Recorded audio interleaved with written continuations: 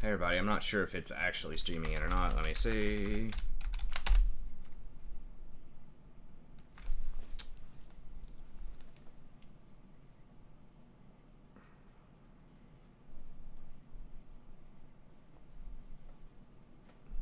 Resend it.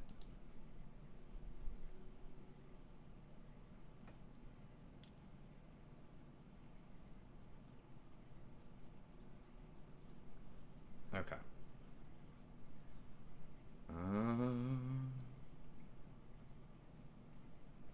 Okay. Hey, what's up, Lucas?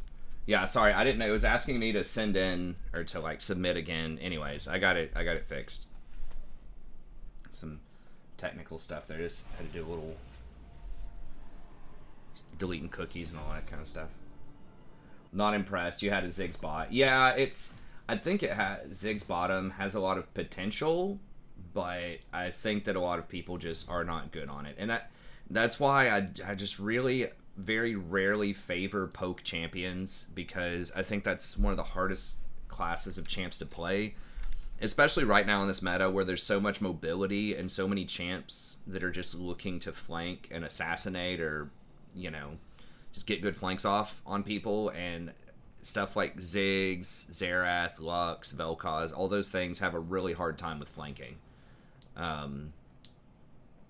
So I think he can be good if you hard push in, you hard dominate early, and you're able to take towers. He's like probably a better version of Caitlyn, in my opinion, right now. But yeah, that's about what happens. You get some kind of bruiser, you just don't do enough sustained damage to those champs, you know, that are going to have the Sterix and, you know, the Stride Breaker, the Gore Drinker, just, you know, that suite of OP bruiser items, you know, especially when you have Ziggs in the carry position instead of an AD carry, it's going to be really hard to kill those types of champs. So, yeah, totally agree. You also, your Barons are very slow when that happens, so it definitely can work, but maybe I'm just old school. I think right now traditional ADCs are still like pretty good. Like they're good enough. The only time I recommend taking a mage instead of an ADC is in metas where the ADCs really aren't that good.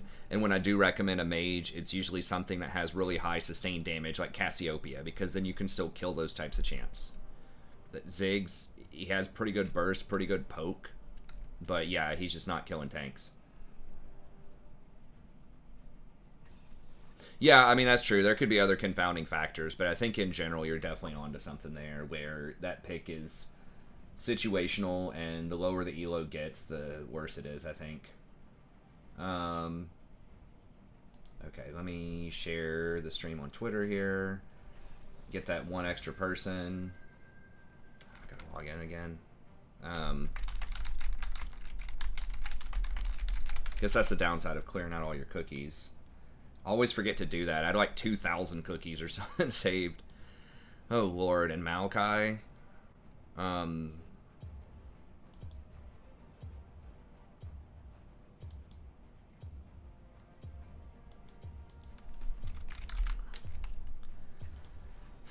guess we'll do Rakan anyways, because I really want Shirelia's with Olaf. I was thinking about like Taric or Alistar, like something that can soak that CC from Maokai, but anything that can soak the CC is probably going to be a hard engaged tank. And Zillion's really good into those. So the Zillion pick does make the comp a little awkward.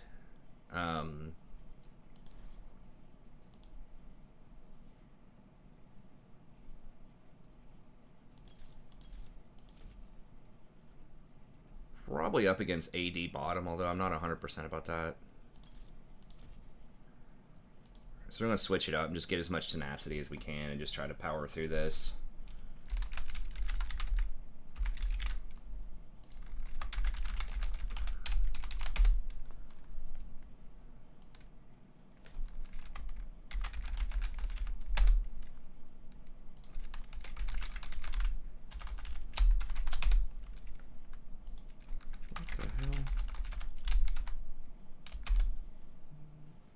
Okay, there we go.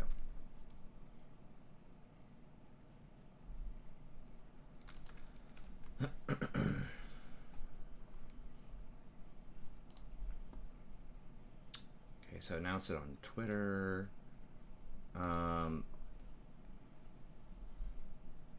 Could just do. There's that.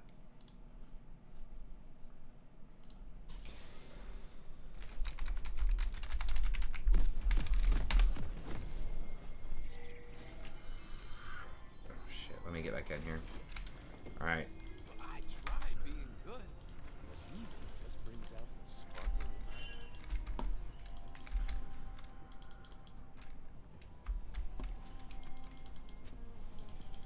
They really want to go for this, so I'll have to change it up. I'll put a poll up here in a second.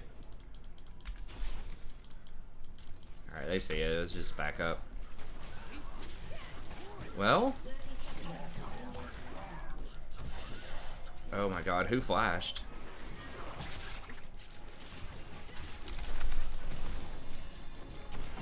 Dude, this is getting so clowny.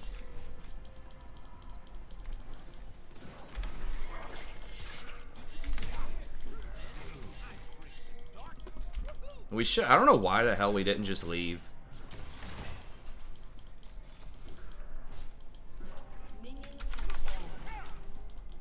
Like, as soon as they spotted us, I'm not sure why we didn't leave. Okay, so one of them flashed. Pike definitely flashed.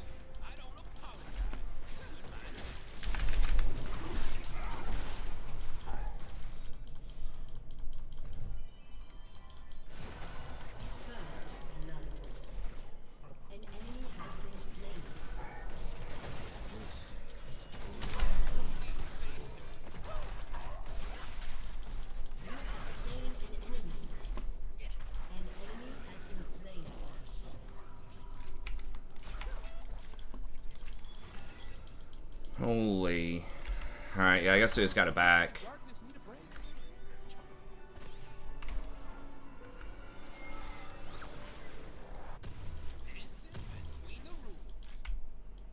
It's Pike.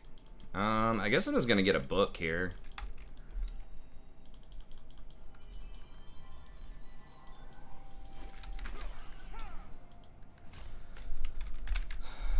Okay, let me get the chat back up here. Where? Okay, there it is.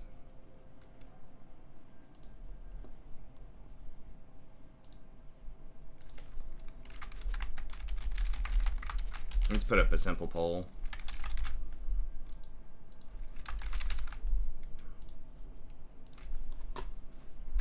I'll do something more creative next time. I'm gonna try to remember to just put up something here early on.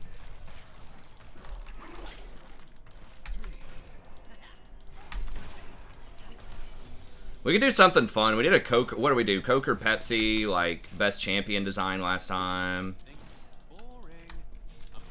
If you guys have any other cool ideas, just let me know. Hey, what's up, Gray? Be kind of fun.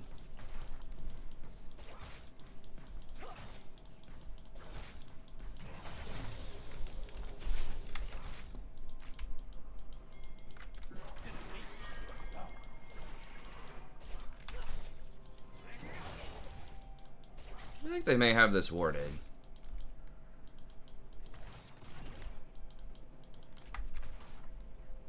Okay. Does pineapple belong on pizza? A touch more Rakan? Yeah, of course. I'm trying to win, man. Oh, Zillion's up there? Oh, never mind. For some reason, I thought Zillion was the support.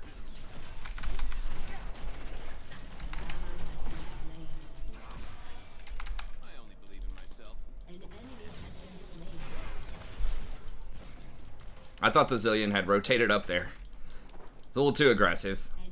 I don't think we lost that trade too badly, though. That's alright.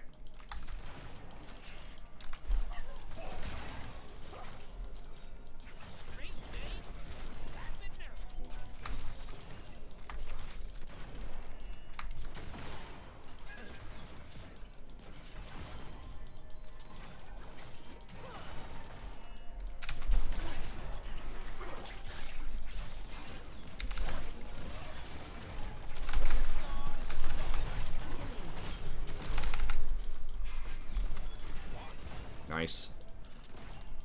Man, I went right through that stun, so it didn't hit me. That was clutch. I love it. Rather be a bird or a fish. Bird. Well, I don't know. Some fish live really long. For a really long time. Depending on how we're defining fish, I guess. But, I guess let's go ahead and get that. I kind of wanted to get, boots here, but...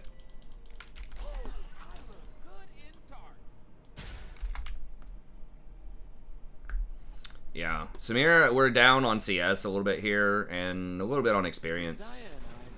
But we do have a back timing on him, and there's a lot of, like, minions coming in here, so she's gonna get probably at least 7 more minions, so we're not really down that much.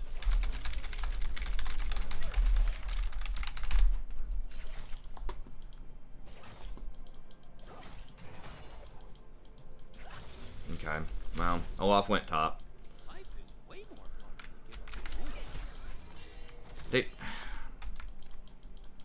I guess we can just zone. I guess. I really do not like this tactic, but I'd rather pressure and get deeper wards.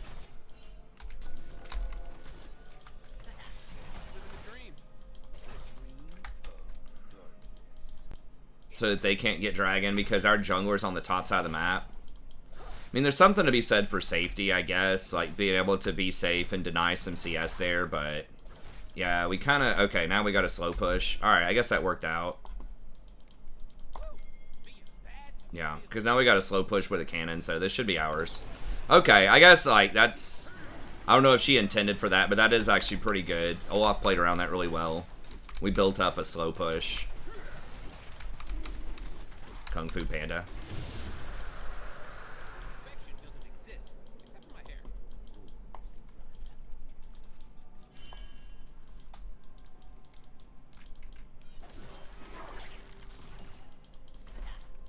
Maybe could have done Locket here instead of Shrelia's. Shrelia is just so good with Olaf. You just kind of have to take Shrelia's if you have Olaf on your team.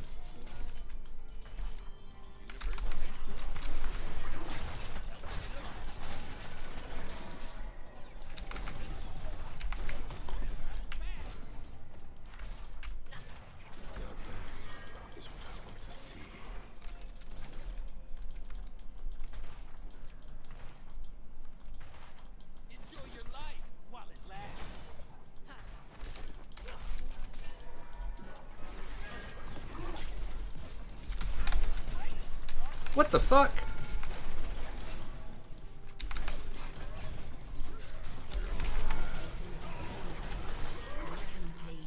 Wow, I thought he'd already flashed. I guess he just healed. It's insane that he held it that long.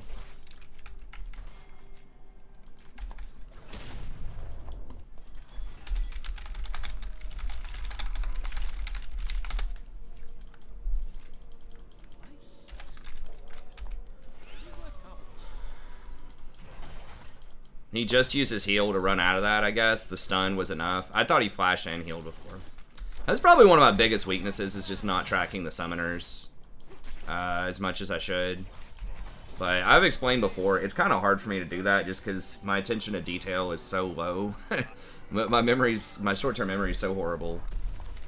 And part of that's something that I just can't help. Like, I try. I do the best that I can, but the ADHD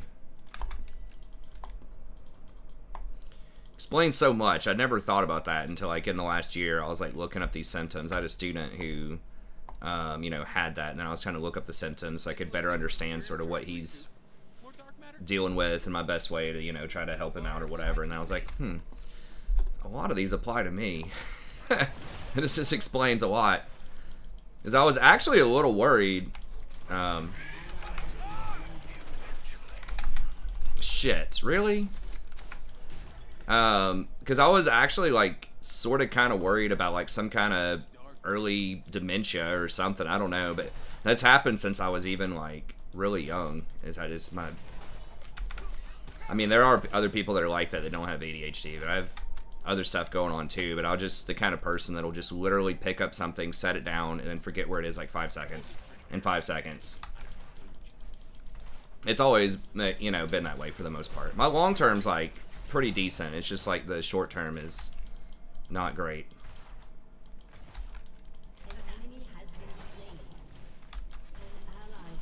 It is, but from what I understand, other people are not as forgetful as I am about short-term stuff, especially.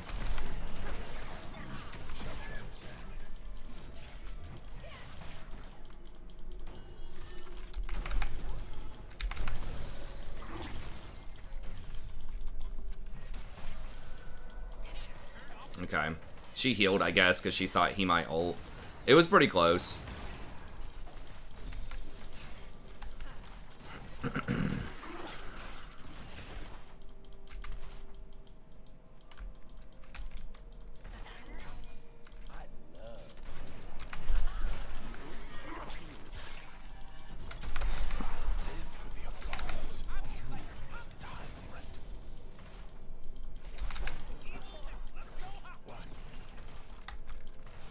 Gotta be a little careful. I am running a little short on mana here. I need 170. Okay. 230 to get the full combo.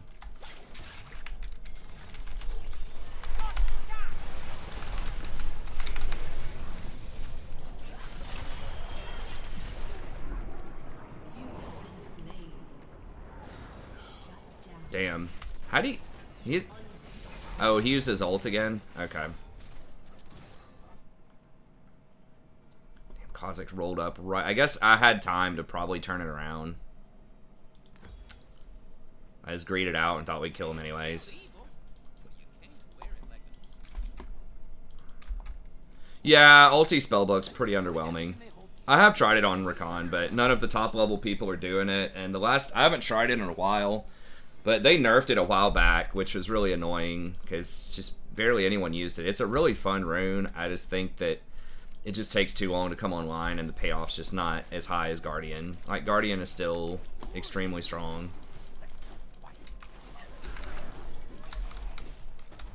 Like, in the absolute best case scenario you can draw up, Spellbook's probably better if you utilize every single thing on cooldown every time. It's probably extremely high, but it's just like the probability of getting the best case scenario is, you know, potentially sort of low.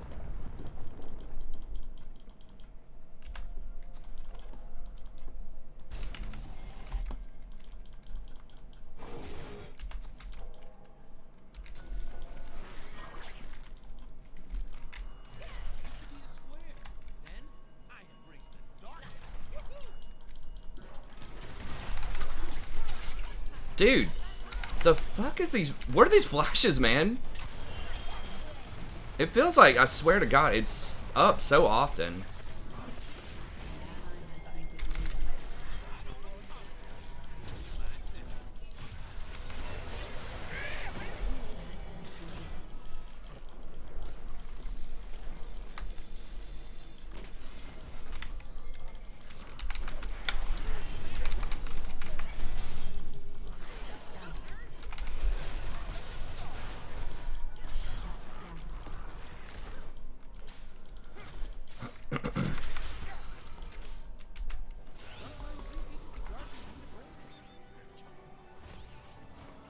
Oh, the rotating game mode. Oh no, I haven't tried that yet. Nah, I don't really do the rotating game mode. Z9's shameful to watch. Is Alzheimer's mostly genetic? I don't think so.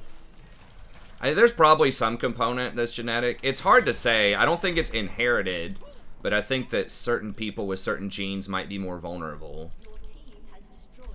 It's hard to say. I think they'll end up figuring out that it's some kind of pathogen, honestly. That it's basically like a Crutchfeld-Jacobs type of thing. It's a prion. I think they don't really know, but I think it's a prion, in my opinion, and something that's transmissible.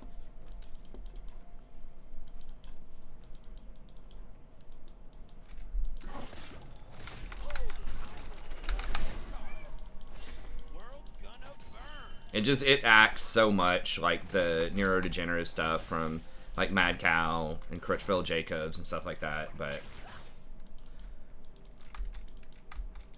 I think they'll eventually find a way to deal with it once they can identify that, but I think it's something you acquire that just builds very slowly over time. Sort of like cancer. Cancer's not... I mean, it could be, like, not necessarily something that's transmissible. It could be cancer-like, where certain kinds of damage creates the situation for it.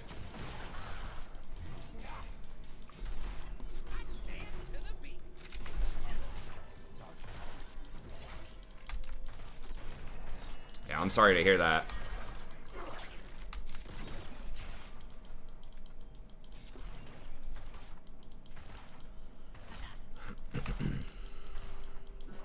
Some cancers are transmissible, though. Like, the HPV is a huge cause of different kinds of cancers.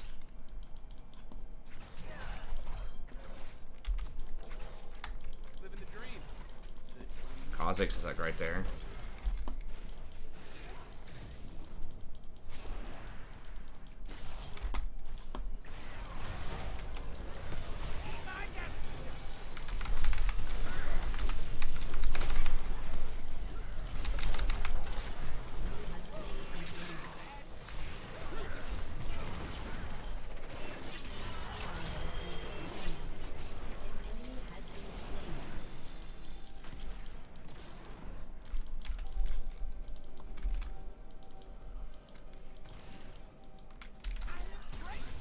Samira is just so freaking strong right now. Remember, everyone thought she was going to be in the dumpster after those changes to her. I did not think total dumpster, but I thought it was going to be pretty bad. But I mean, some of it, like, basically the shield bow, she's the biggest beneficiary of those shield bow changes, because she just didn't care about the attack speed.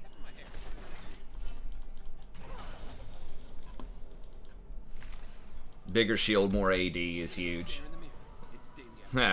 Put our minds in robots. Maybe. Probably really complicated. I think that a lot of people really discount just how much, like, biological hormones and neurotransmitters and stuff like that play a part in being human. Okay, I think let's go for Zeke. They don't have that much healing. That'll give me some more survivability against all that CC, too. I don't know. That'd be... I think that would be cool. But, like... how the human mind works is just so complicated, because you've got the neurotransmitters and stuff, and then even like hormones and even stuff like your gut bacteria they're figuring out, or just the bacteria in your body influences how your mind works to some extent with some of the stuff that it puts off.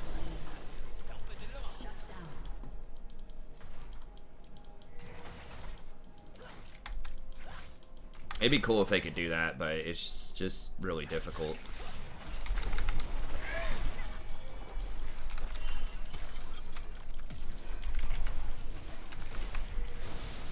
Holy shit, is it it's just us? Oh god. Yeah, I don't know why she didn't just go for the person that I stunned.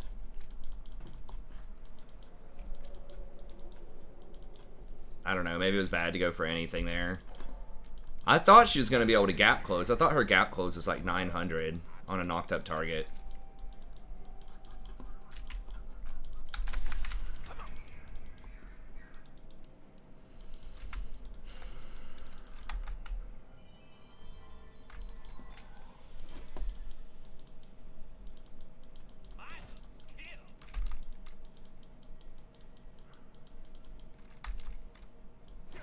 Yeah, if we could somehow download consciousness, that would be cool. Yeah, that is a big thing, I believe. That, I mean, it definitely influences, like, what you eat influences all sorts of things in your body. But yeah, disposition in terms of personality and stuff like that. I mean, a lot of that is, like, mood, I guess, would be what people would say. Because there are definitely links between certain hormones and moods, right? Like, exercising regularly stimulates certain kinds of hormones and can generally put people in better mood. A lot of it could just be blood flow and blood circulation in terms of like mental faculties and stuff too.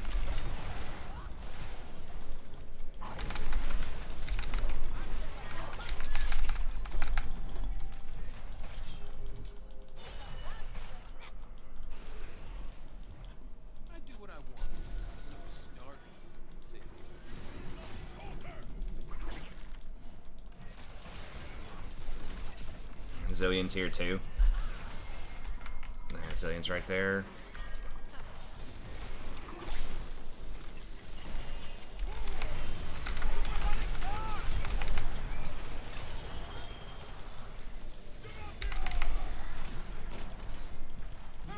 What the fuck killed me? Does he have red buff? Does he have ignite? Oh, Leandri's. Oh, it's so annoying. I guess I didn't need to. I did maybe save Garen with that shield. Yeah, I mean, a lot of people that feng shui stuff. There's a lot to that too, having organization and stuff like that. Organized space, organized mind, that type of thing. But yeah, I mean, like your blood flow to your brain and all of these different hormones that get triggered by different kinds of foods and their, you know, digestive processes and, you know, just the kind of stuff in your body. I mean, there's very little study about that, especially in terms of bacteria and things like that. I remember there was a girl that in one of my classes that wrote a research paper about that in like 2012, and I was like, the hell, this is so weird, because she wanted to be like a biologist and into like, she was really into like bacteria, a microbiologist I should say, and I remember reading that and being like, whoa, that was so like interesting, such a different take. God, Pike is such a pain in the ass.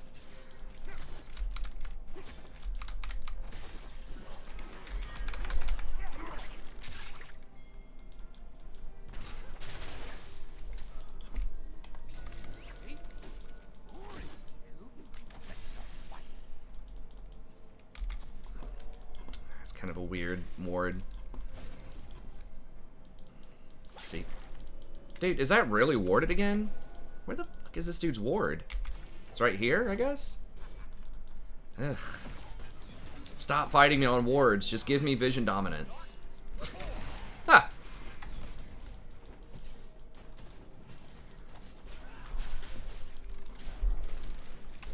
That is one of the hallmarks of like higher level play, is just how much people play around Vision and will fight you for it. Because Vision's like one of the least respected but most impactful aspects of the game. Why is this 1v5 over there right now? I guess she pushed up too far. Yeah.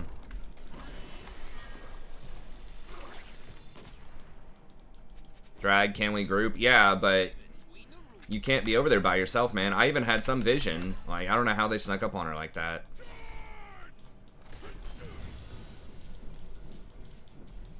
Like, if you die and there's 4 enemies on your screen and you're the only one, like, within a few screens, you're at fault. Period.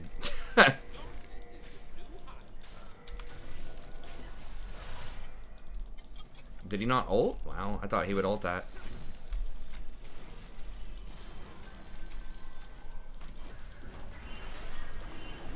Really need Samira.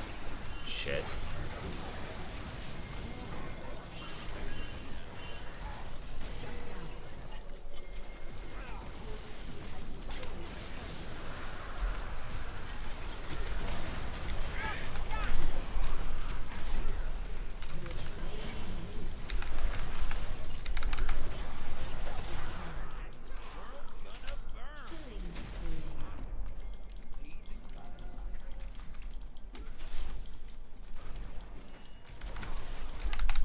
Can't get close to her.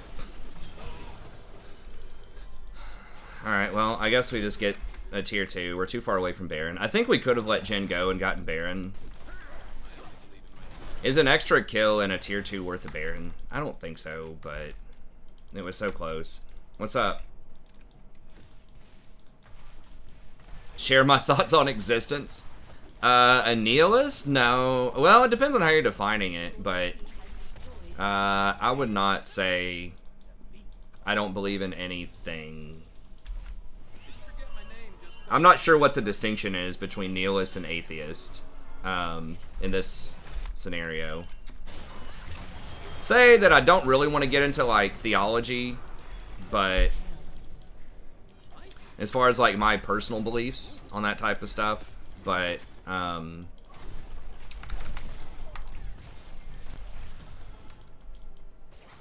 I think there's definitely, I'll say, there's definitely space for people to believe in a lot of different things. I would say that theoretically, the rhetorical value of belief is just as valuable, if not more valuable, than the veracity of the belief itself.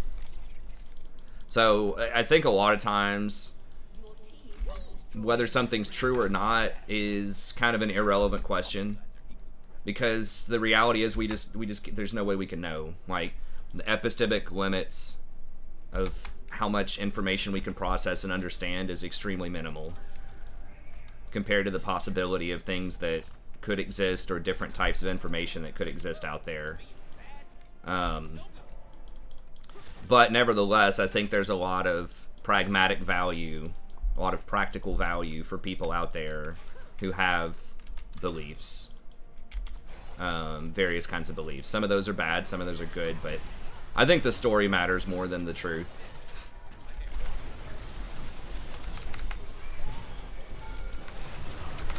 At least, again, in terms of what we can actually process.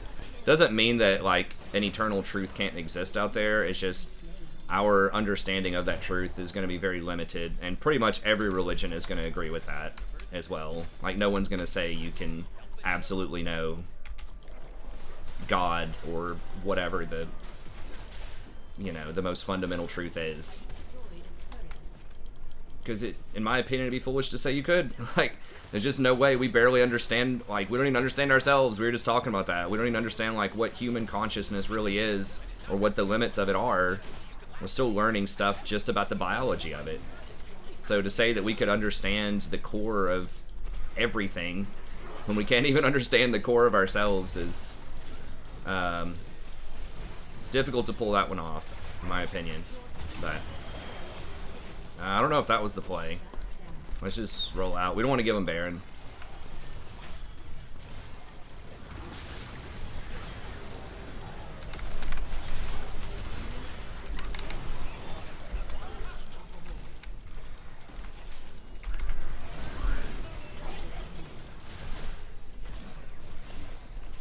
Alright, let's roll out.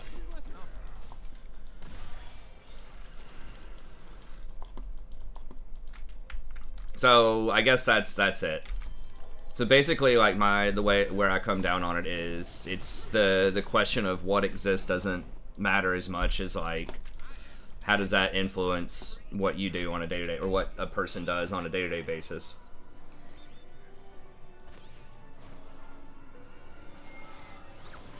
What doesn't matter as much as why.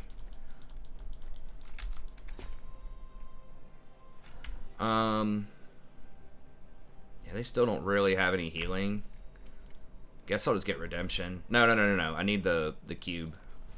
There you go. That's what I've been trying out more recently. So I hope that kind of answers it.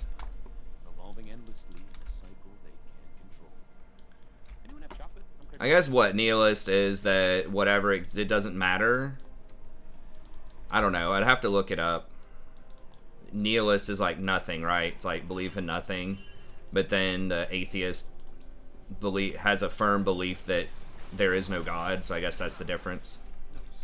And then agnostic would believe it's either inaccessible or an open-ended question. I saw one definition of atheism a long time ago that was like that the question doesn't matter. I don't think that's how most people think about it, though.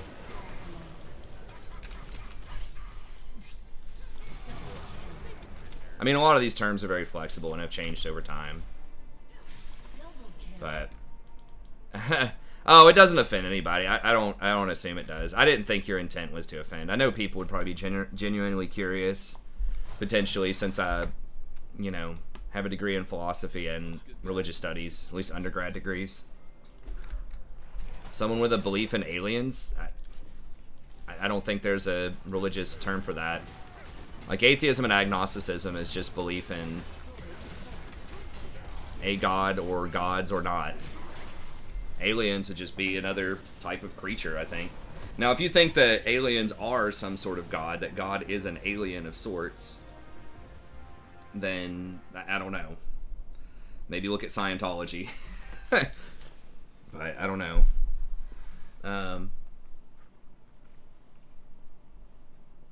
Yeah, pretty much what Mitch said, I think, is kind of the closest thing.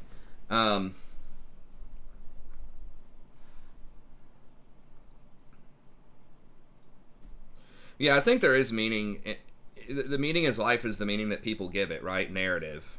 Just like any other like narrative. I talk about this to my class to some extent. Is it's all based on so much of our understanding of ourselves and our world is based on the limitation of our knowledge and the fact that we really know very little about anything. But to give ourselves meaning and to keep our own sanity, we have to fill in those gaps with narrative, with a story. It's something crazy I always tell students that's interesting that I kind of like to but like a few weeks into one of my English classes is, just thinking about how much we actually remember.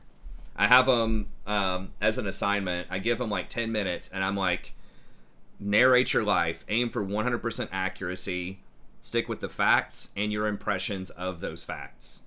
Because a lot of students come in with this really exalted, or exaltation, I should say, of like facts, when we don't really know facts. There are very, very few things that are facts, and the facts that we do know often don't really mean anything unless they have a narrative with them. Unless there's a reason why that matters, it's like, who cares this person was at this date at this time, right? Unless it, like, implies something else, so I have them do that, write that down for 10 minutes.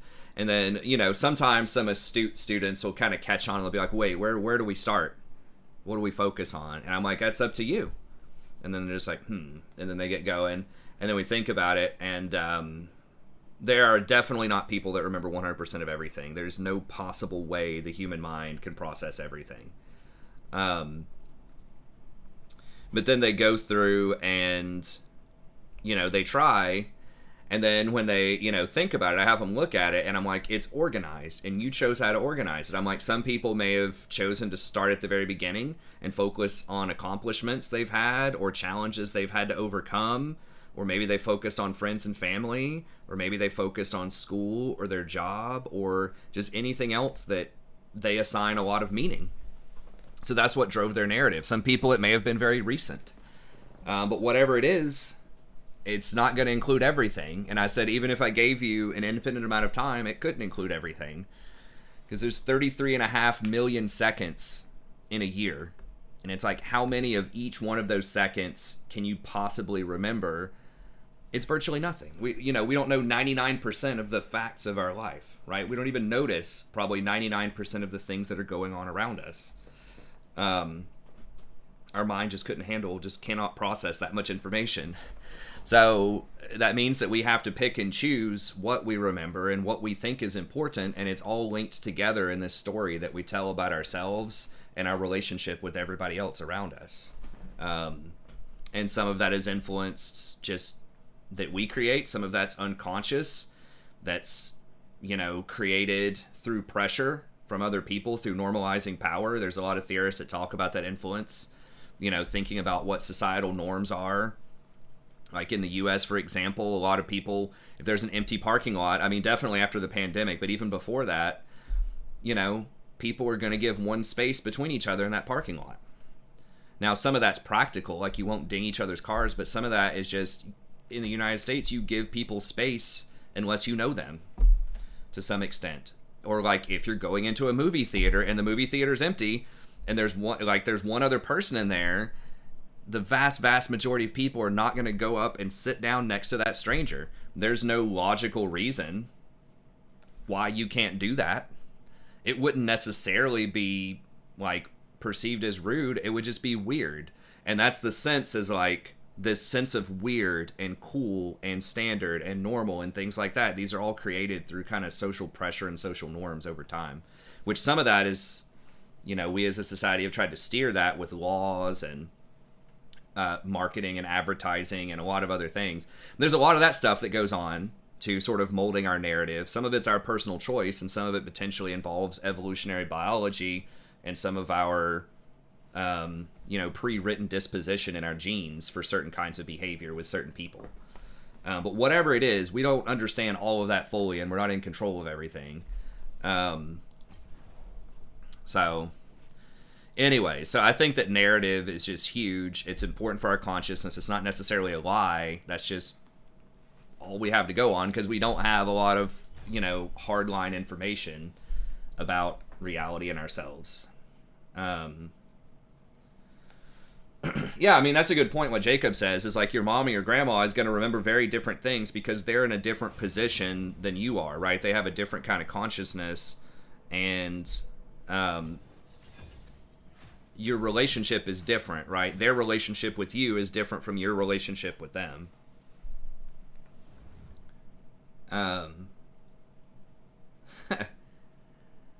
But anyways, I mean, even if you just think about just hardline reality and not just our own sort of flimsy consciousness, but just how much we can actually process of reality, just think, if you ever look at an atom, it's like 99% or more empty space, right? So when you knock on the table or desk or whatever you're sitting on, like, that's 99% empty space with the atoms. It just feels like it's solid because your mind is pulling all of that together. It can't perceive the emptiness of it. It perceives it to be whole because of the way the light refracts off of it, and the way that our consciousness kind of pulls it all together. But you're seeing the colors based on the light, which are not inherent properties in the thing itself. It's projected by the light. And then the knock, how it feels solid, are just electrons sort of repulsing off of each other. So yeah, I mean, most of what we're looking at, actually, the vast majority of it isn't even there, right? It's like mostly empty space with just light reflecting off of it, and our consciousness just pulling it all together, making it seem solid. But our consciousness is telling a story about what we think this room is, and, focusing somewhat on the functionality of the room as well, part of that evolutionary aspect of it. But there are lots of things that we miss.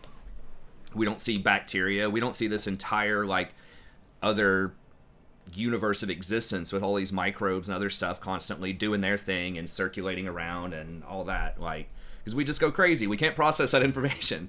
So our consciousness, just tries to pull it all together and make it into something that's digestible and reasonable. And again, I don't think that's necessarily bad. I don't think it's a bad thing that we don't know much about anything. I think that's fine. Who cares about... I mean, a lot of it is interesting to know, but I think it's perfectly fine to be comfortable with not knowing a lot of things, too, to some extent. So, that's my response to what do I think about existence. I think, most of what we think about existence is a grand story that we tell ourselves that's good, that gives meaning to our lives. Whether or not different stories are more true than others, I don't know.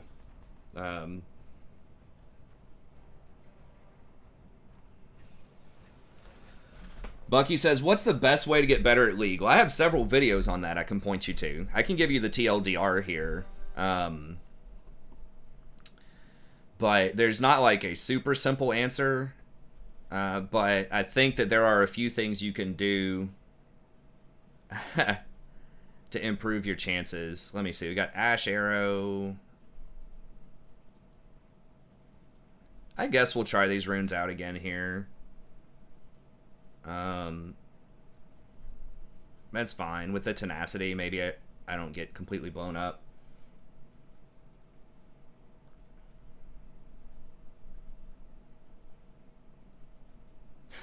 That's pretty cool, Mitch. I didn't think about going that extreme. And I'm just an amateur. I don't have a physics degree or a biology degree and stuff like that. A lot of that is just, critical theory, English critical theory, and just drawing sort of connections with different stuff.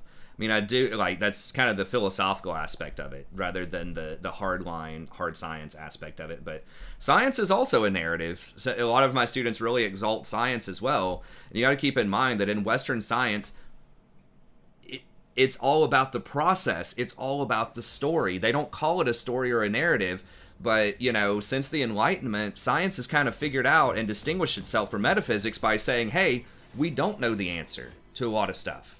You know, today people think of science as having all these answers and, oh, we got to do what's scientific, we got to do what's factual. Real science, real Western science understands we don't know many facts, if any. There's some laws of thermodynamics and things like that that seem to hold up in a lot of situations, but we really don't know. And that's why it's a process. That's why you have the scientific method and constantly testing these hypotheses and, you know, retesting them against other alternatives and just spending all this time thinking about stuff rather than just accepting certain facts. So that's things that my students have a hard time understanding, is that a lot of stuff is really not as fact-based, and facts aren't quite as important as a lot of people think they are. And that science is much more fluid than people think. That doesn't mean that every single thing that is called scientific is just as reasonable as every other thing that's called scientific. It just means that science is a process rather than a destination. Really, when someone calls something science or scientific, it's mostly for rhetorical value. It's mostly so that it has more credibility for persuading somebody to believe something rather than designating something very specific and how it's usually used. It's like, oh, well, that's science, you got to believe it. It's like,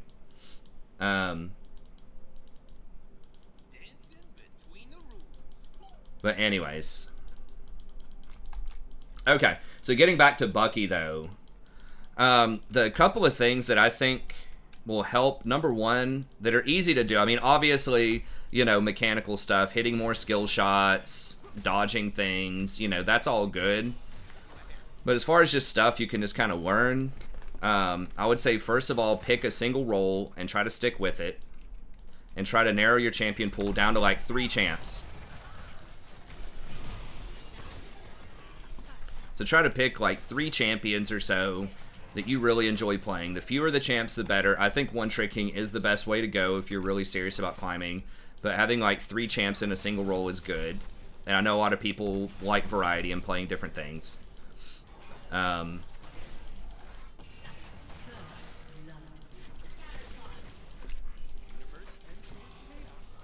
Other things are fairly simple things, or just watching the mini-map more.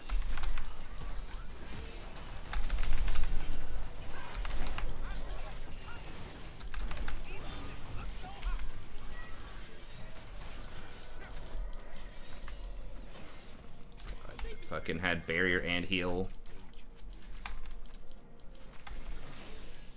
Oh, he didn't hit 2. Oh, because he missed the first part. Okay, I just noticed that.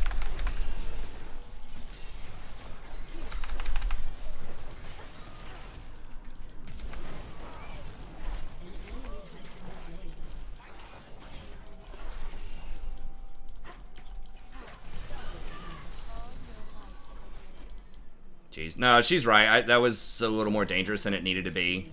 Because she's not 2 yet. Because she missed the first little bit. But we also didn't have to go all in. Like, she flashed in. But yeah, I can point you to some top 5 things I think that'll help. But if you're playing a role that CS's, that kills minions for gold, try to improve that. That's the biggest thing. Nice, good job, Dave. That's the biggest thing as a laner that you can kind of always have control over, is improving your CS. So just try to get, you know, a little bit more. And you can practice that in the practice tool as well. But just paying attention to the mini-map, trying to limit the amount that you're getting ganked and dying to ganks. You know, try not to start a fight if you have uneven numbers. So if you only have 4 people there, they have 5, like, don't do that. If you're a support, ward a lot more than you think you probably should. Get that ward score up.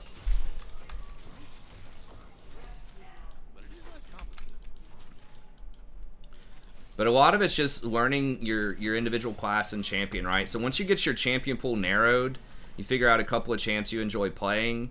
You know, watch some videos from people who watch guides, instructional videos for that champ if you can. I think it's important to get different perspectives too. So watch like a couple of different guides maybe. And then watch some high-level gameplay, like some challenger gameplay or pro gameplay. It'll be a little different than how you'll be playing.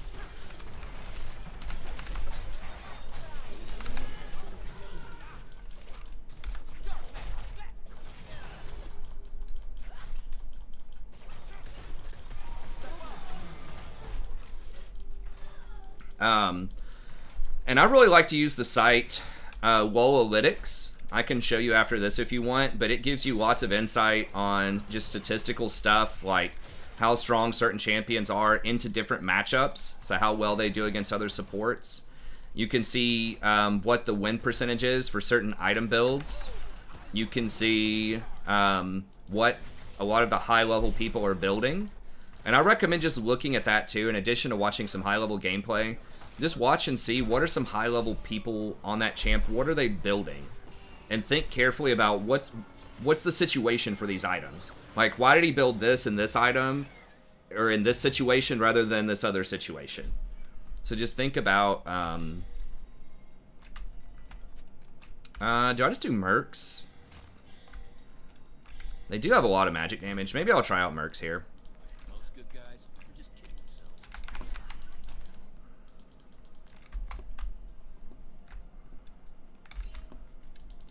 But yeah, so some champs are going to be a lot more fluid than others, like Rakan, for example. There are a lot of different ways that high-level people build in.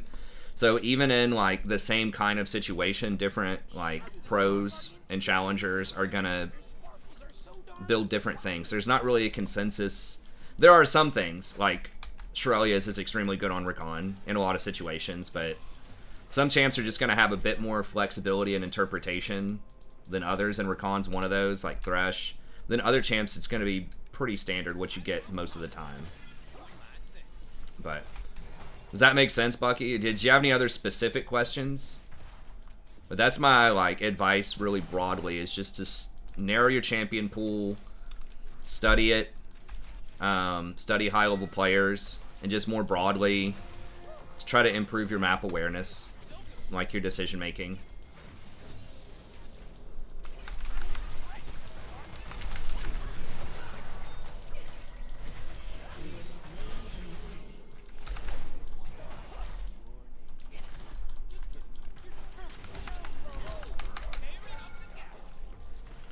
Damn, almost.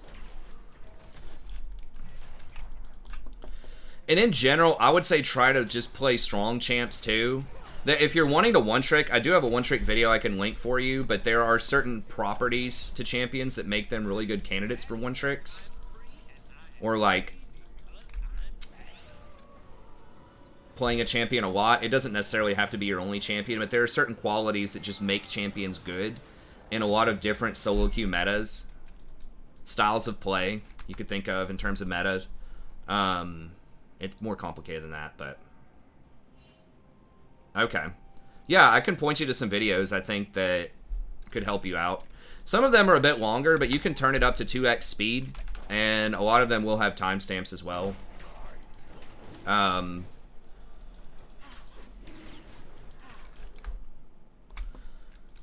Yeah, I can point you to a macro video. I've got some specifically on warding. Warding is a huge thing. I mean, I think conceptually something that's really important to think about warding is what are you trying to accomplish in the short term? In those 3 minutes those wards are going to last, or whatever, 2.5 minutes. What is your team trying to do, right? Are you trying to set up for Baron? What are you going to be doing over the next 2.5 minutes? Are you setting up for Baron? Are you trying to cover for a split pusher? You don't want them to get ganked. Are you trying to set up wards aggressively in the enemy jungle because you're ahead and you want to invade them?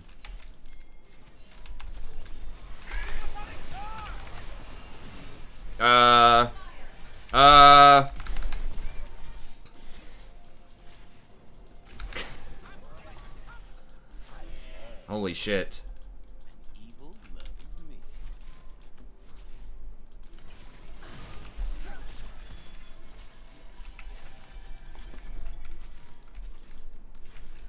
Where's my flash? I mean, I don't have flash.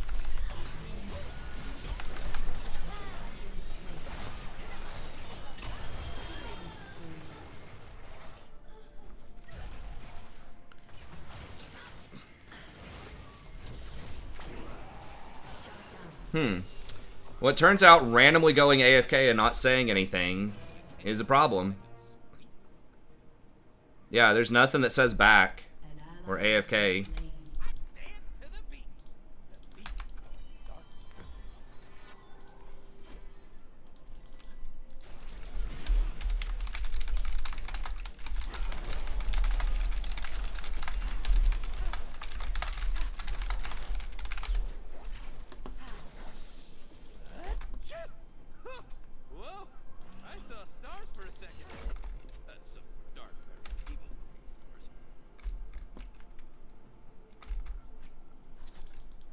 Yeah, that was pretty bad. We would have obviously hard dominated that.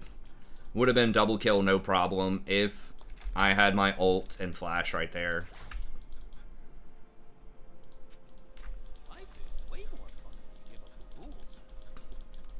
I mean, if dude, like, has to go pick up a pizza, you know, like, or someone's knocking at his door, or he's got to, you know, hit the bong, or whatever the hell he's doing, like, just tell me, man.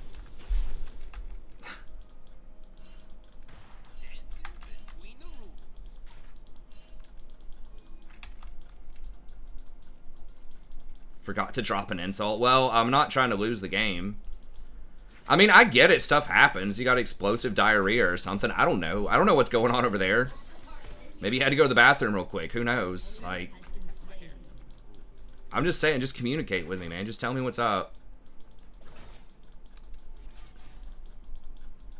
It doesn't even have to be explicit. If it's something gross, you know, just say, hey, I'll be back. You don't even have to just, I'll be back in 1 minute. Sorry. That's it. That's all it takes. I only believe in myself.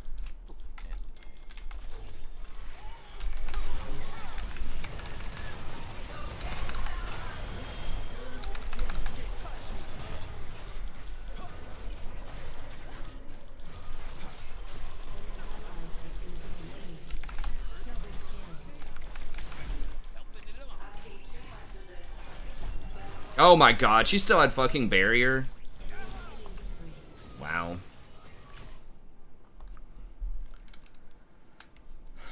Probably was ripping the bong, dude. I mean, you don't have to incriminate yourself and say, hey, I gotta rip my bong. Just say, dude, I'll be back. That's it. I don't care. I don't really care what's going on over there. I just want to win. It's fine.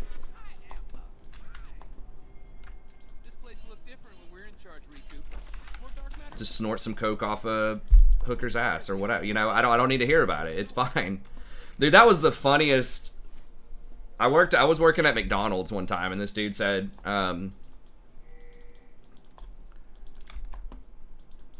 almost saw a triple kill in Rakan. Yeah, I wish Samira got those. This dude at McDonald's came in, and he was like 5 minutes late or something. He's like, oh, sorry, guys, my mom walked in on me. And we're like, oh, all right, dude, it's all good.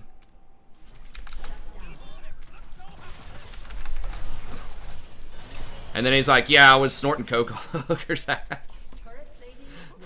I'm pretty sure he was joking. I'm not 100%. But that was probably the best excuse I ever heard for someone being late.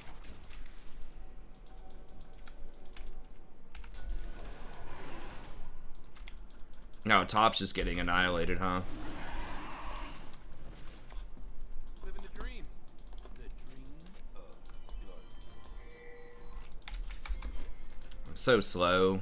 I feel so slow with this build. Alright, I'm gonna come back down here then. Self-control is for starters. I choose fun.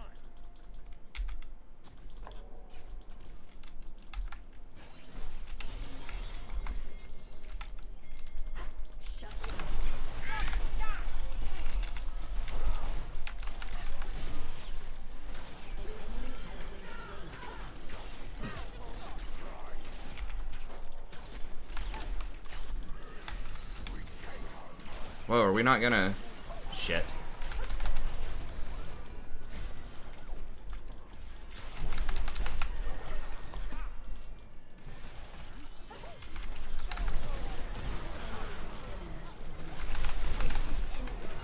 God. I guess I should have rolled out.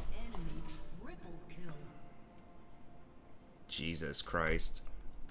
Alright. I didn't realize there's all that. I thought Ashe had been, like, backed, but she had not backed. She had just run all the way back to tier 2 from the Samira.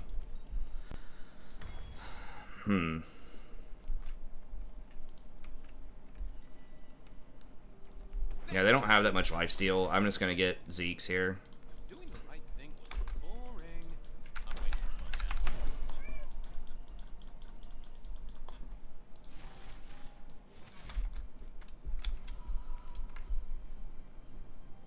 Bork and Ronan's over Mythic. No.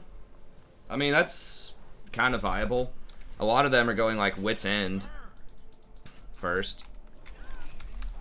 Oh, Cled's there. I don't think you can I don't think it's really like worthwhile to report people over items unless it's like extremely like very obvious they're trying to troll, you know.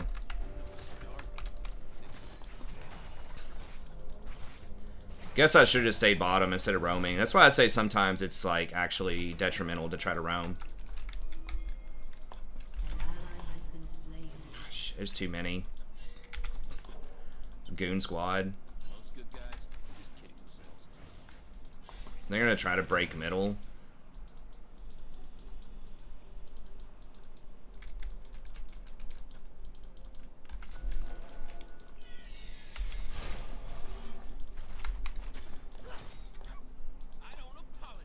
Who got Rift? They got it. It's not great.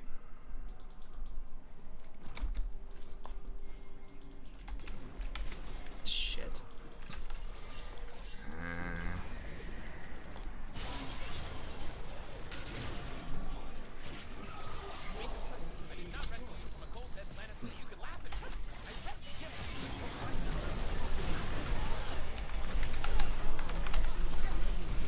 Holy shit.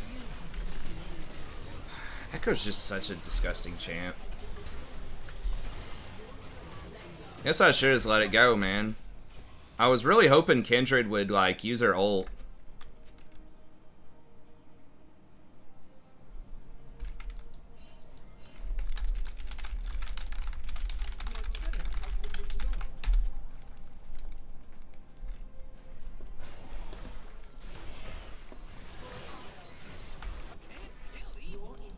We don't have any vision, man. How was I supposed to know they were literally walking up middle with Rift Herald? It has nothing to do with me not using ult, I swear.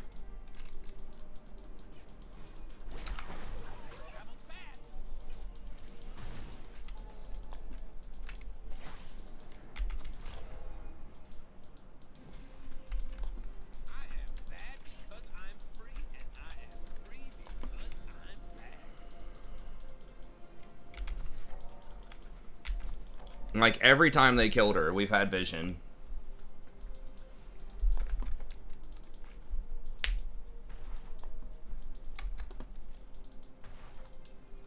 Yeah, a lot of times Kog'Maw, I think, is going Mythic, or, Wit's End.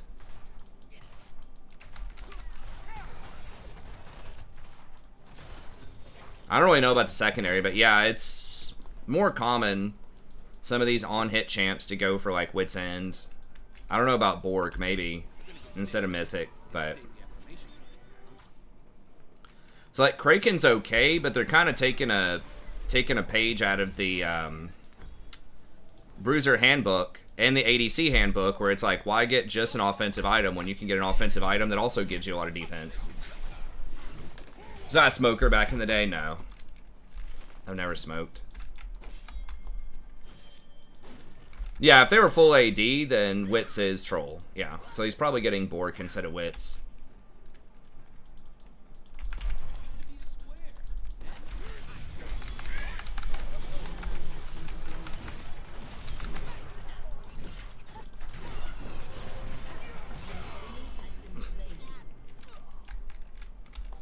Damn, he still did some damage there. Oh, God.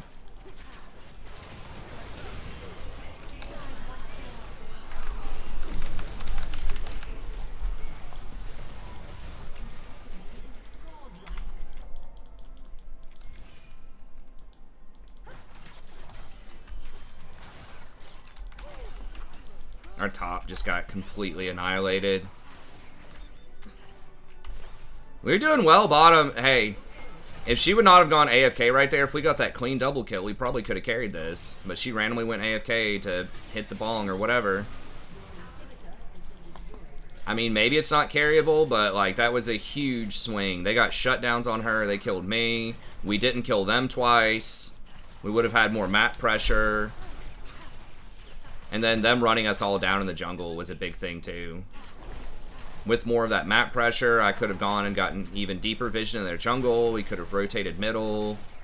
Like, it just caused a huge snowball effect. Those two plays. Us not getting that kill.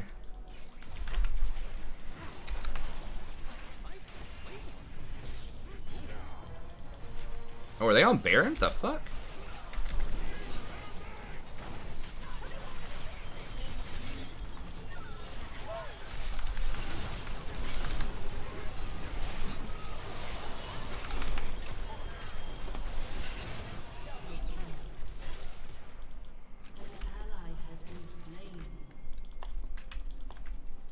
Echo's up there. Let's go down and get these.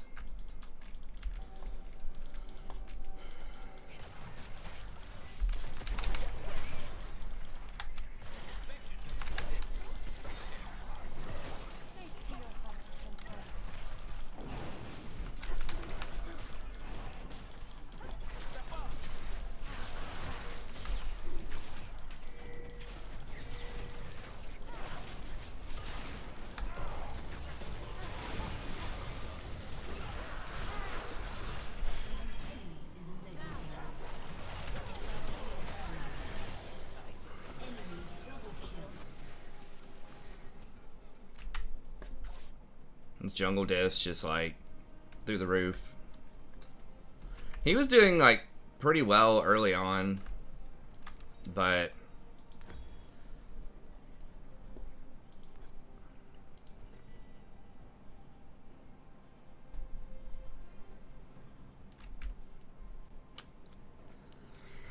I don't think it's impossible to win. I don't think we're likely to win, but I also don't think it's impossible. Wait, he used his jump forward? Like with Samira, if we just don't all get destroyed by Echo.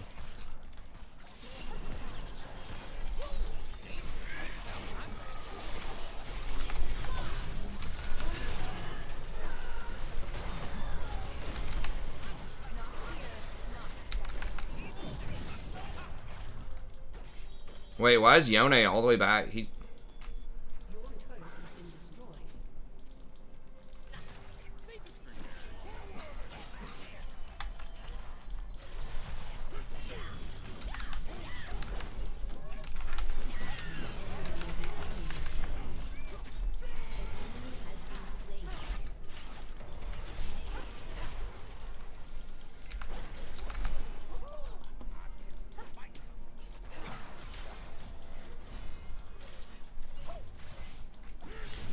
God damn it, that champion is so fucking stupid.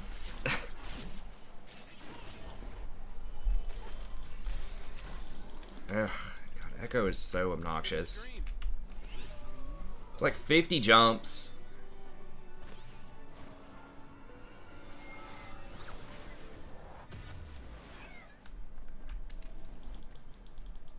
Yeah, Morga's really annoying to play around.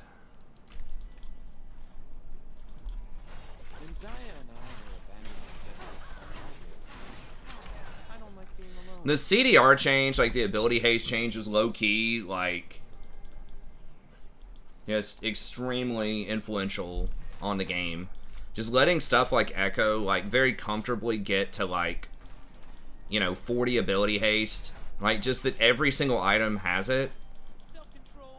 Actually kind of hurts supports a lot, because that was one thing, supports had access to ability haste better than, like, pretty much any other role. You know, stuff like Garen just could not get a lot of ability haste. Or even Echo. Right? But now there's pretty much no cost. Just everything just has it. And so that just compounds all these champs with like a billion different jumps. They weren't balanced around having a billion different jumps, right? They're like, well, he can only jump every 9 seconds. It's like, well, now it's every 4 seconds. Because like every freaking thing has ability haste on it. It seems like, oh shit.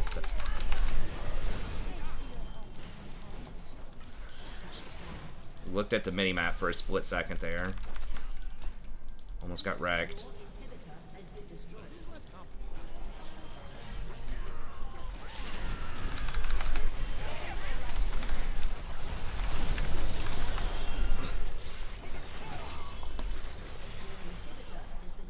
Well, I mean, we got almost everybody.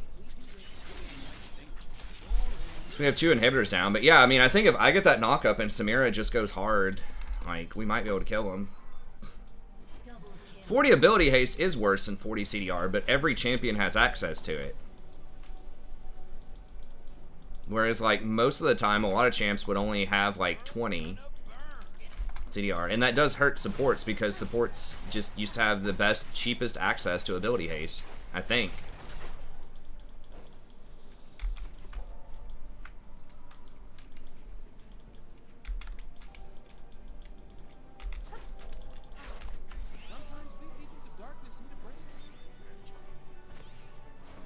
I guess Echo doesn't even necessarily have that much ability haste right now. His crap's just on such a ridiculously low cooldown. Alright, I guess we're going to go ahead and just get Forbidden Idol here, because this dragon's kind of important. I would like to get the warding thing, but...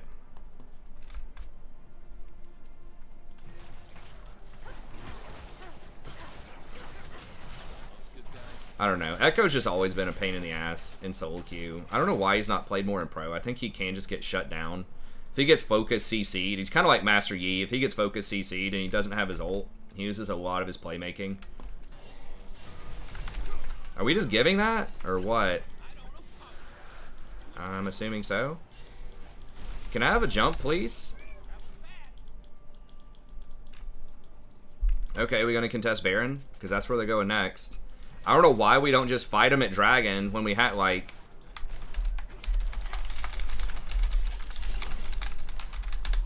Like, what are we waiting on? Like, they're just gonna go make us fight at Baron where we don't have as much vision. And, like, we're gonna lose lane priority. We had good lanes. Like, we should have just fought him there. Yeah.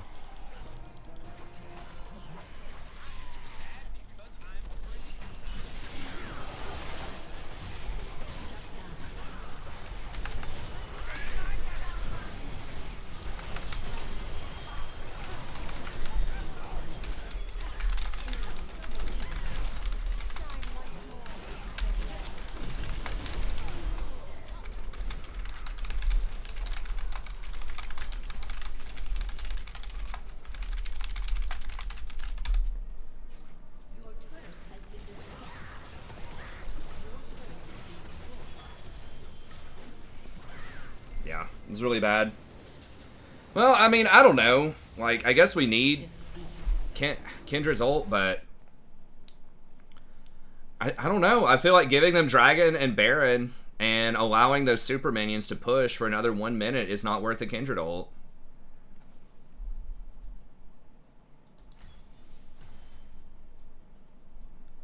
Especially if we can get there first and I get the engage. Because a lot of these champs just blow up. Like, Echo's the real problem, but I was getting Malzahar and Ashe pretty regularly in these fights, like, early on.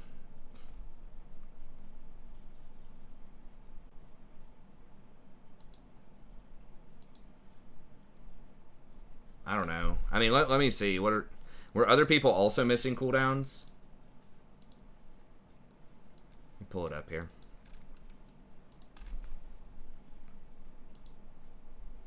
I mean, we're obviously in a bad situation, right? Like, there's not really a great fight for us here.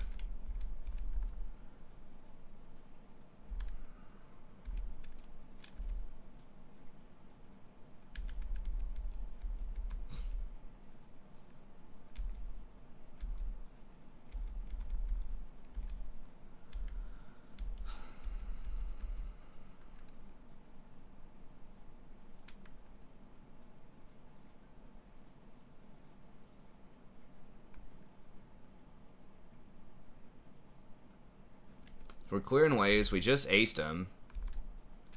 Like, Dragon's up. Wait, why is her ult? Dude, is that for real? She has no... Oh my god, dude. What is that ult cooldown? Is that like 3 minutes on Kindred? She has no CDR?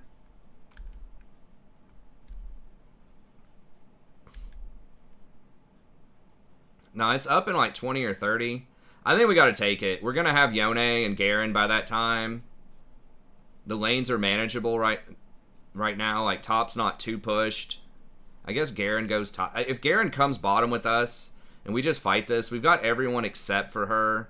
I just think this is our chance. If everyone's where I am right now and we just run in with my Shurelya's, I feel like that's our best chance. Because, like, you got to think about what happens after that, right? Okay, so they get Dragon, so they get all the power up from Dragon. Now they're going to push middle up into our base. So there's going to be supers in our base. And then, like, we either have to face check Baron, which is harder to get into, I think, than the Dragon Pit. We could have walked in through that Dragon Pit.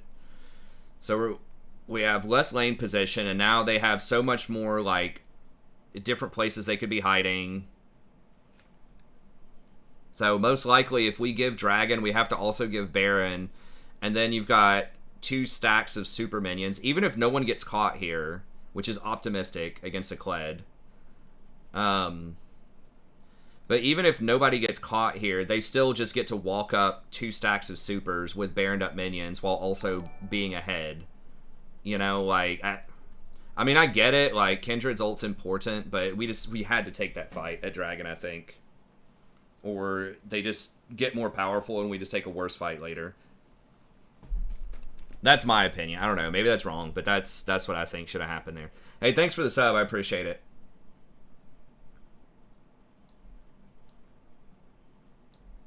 At that point, with like anytime we can take a fight that's not around those supers, when our base is not going to be burning, especially if we're the ones who get to dictate the terms of that fight, if we get to start it, I think we just have to take pretty much anything.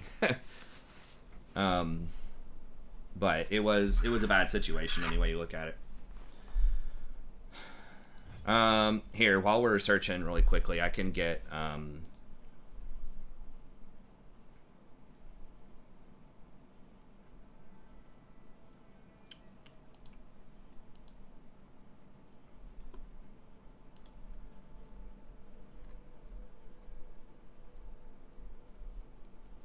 so this, for, I can't remember who it, Bucky, I would check out these in-depth topical guides on the main page.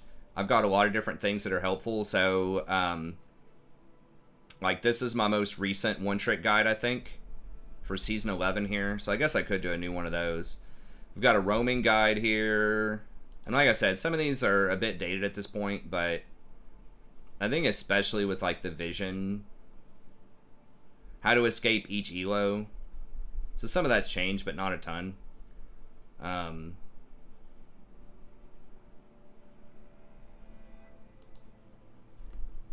Let's see if I can find the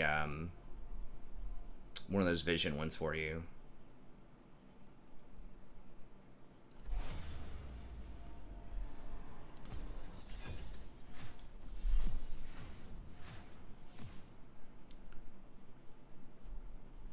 I thought I had a Season 11, like, tips to climb, or at least Season 10.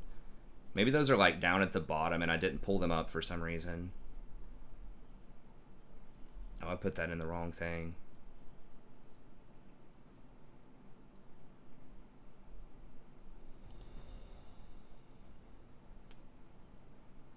Okay. Yeah, here we go. 5 tips to help you climb in Season 11. I just... have it near the bottom for some. It's like a really weird organization there, but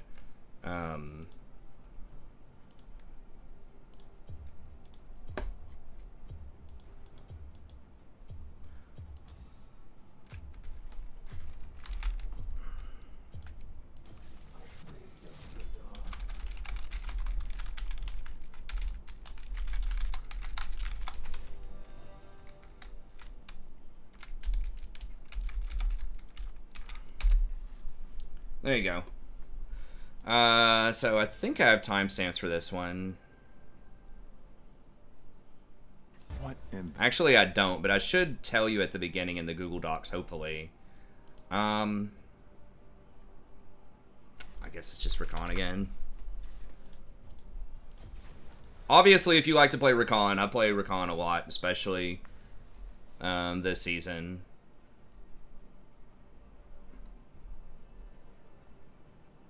Yeah, for some reason I just do not have the Google Guide linked, but I'd kind of go through it here. So this is like the research portion, improve your vision game, and I'll walk through some of this stuff. So vision's up there on the docket.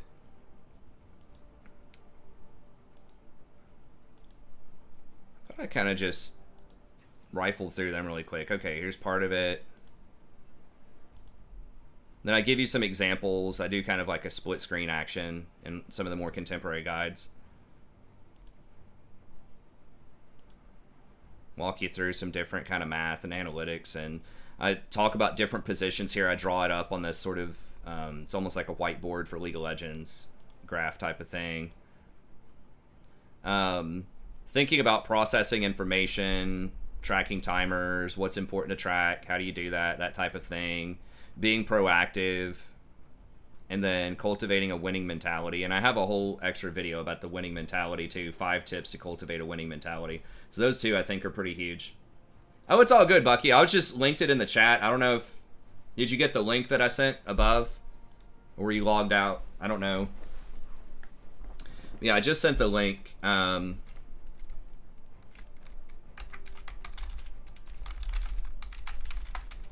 I'll link it again here. But yeah, there you go. And I'm going to see if I can start doing some of those guides again. Yeah, okay, cool. And it does have a Google Doc attached with it. Usually I link it. For some reason I didn't in that one. Oh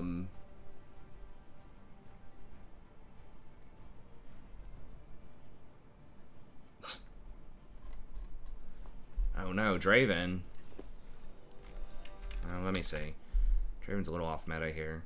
And this is one of my low points in ranked for a long time. Like last season I peaked at D3 and I was in D4 most of the time. And then the season before that I think I also got to D4, but this season the highest we've got is P1. And then obviously we've been hanging out in P3 and P4 for a long time. You think we've lost this? I'm not sure. Fuck. I don't know if it saved that or not.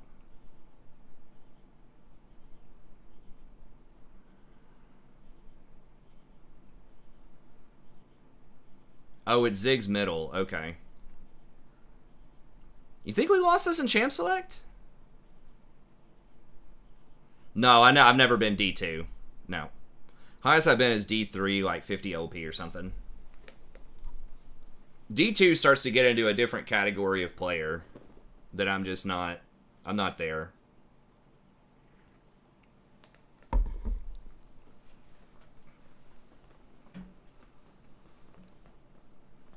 Yeah, I don't feel like their comp is like overwhelming. Like Irelia is really strong, so that's going to be kind of a tough matchup. But I think the Karma, Kaisa, I don't know. I would feel much better if we had Ezreal. Lux, Ziggs is pretty much a skill matchup.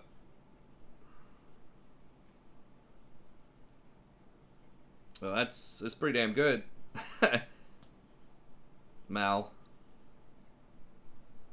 I feel like Warwick is stronger than Karthus right now. We'll see. I don't think it's terrible. I would feel a lot better if we had, if I had, like, at least one match resist rune, but I think I kept 2 armor runes.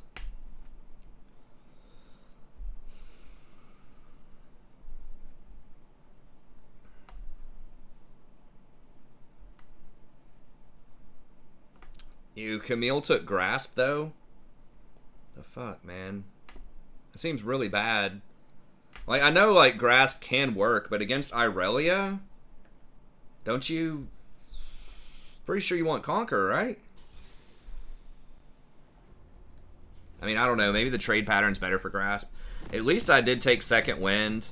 I would have liked to have Ulti Hunter instead of Legend Tenacity since they don't have that much CC, but... I don't know. It's too busy talking, but it's fine. I like Thresh. Sometimes I feel like I have good games on him, but it just feels like you just have to really have like excellent games all the time to win as Thresh. It just feels like in the mid game, it's just so hard to get access to the back line. And just like almost every champ is so hard to kill right now in a burst situation. Especially if you don't have, like, good target access. Like, because, you know, hooking one of these bruisers that has, like, Sterix, Gore Drinker, some other, like, BS item. It just, and they have, like, 2,500 health.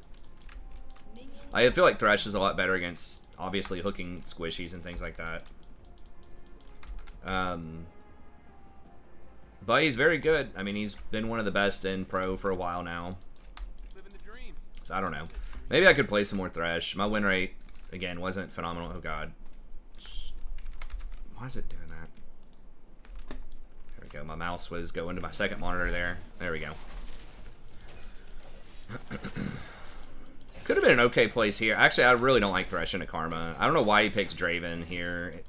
Draven's pretty far off meta, in my opinion. If you hard dominate with him, obviously he can do very well early, but he was hovering Ezreal. If I knew he was going to play Draven, maybe I'd go Leona. Because Leona is better, obvious, for early game, like, really hard engage. Rakan's alright, it's just he doesn't do as much damage early on. Doesn't have as much CC. But maybe Rakan will be enough.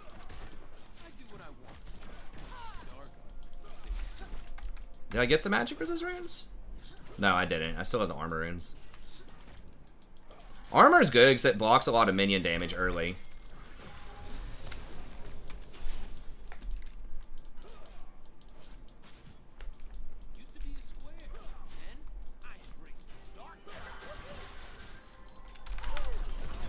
Okay.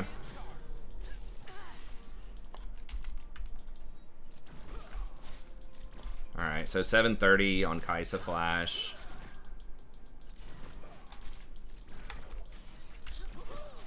Camille proxying her? That was so weird. Camille was like behind the tower there.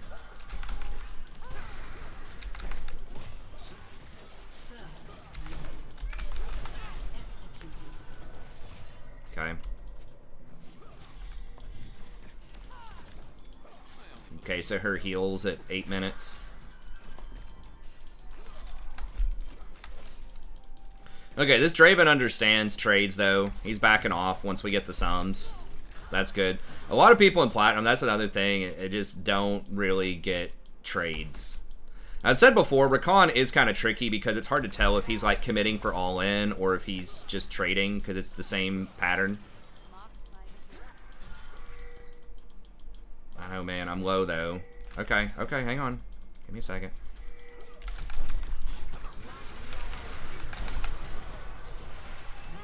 No, it's going to be a trade, though. Maybe he gets Karma, too.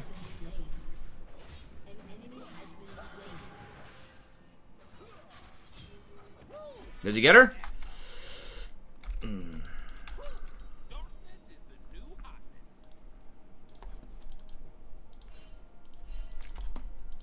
She got the kill, which isn't great, but he gets the bonus.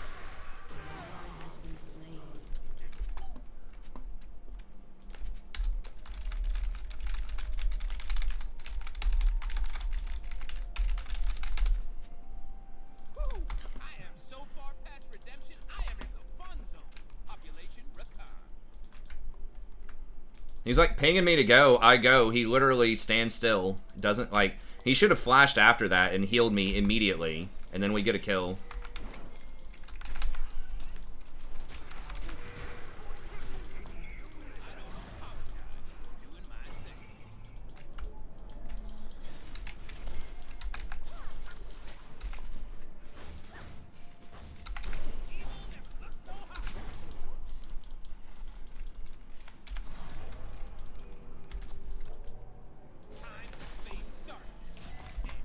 Yeah, I mean, Karma heals a lot. She probably didn't even do Empowered E. She probably did Empowered W for the double heal. He said E does so much damage. He doesn't even know, like, which abilities are which. Like, the E's the shield. But it was Empowered W, which heals him. Which heals her. Yeah, I mean, Karma's very good in the early game. But, I mean, they were down a heal and a flash.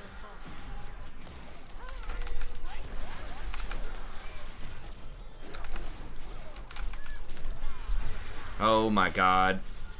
Real. One more! He's gonna int for it, isn't he? Yeah.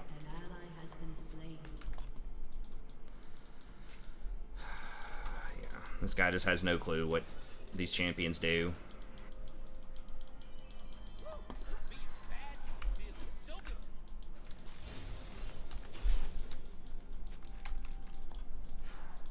Yeah, she's OP, dude. 48% win rate or whatever the hell she has. Unbeatable. World gonna burn. It's OP, man. How the hell does she have a shield?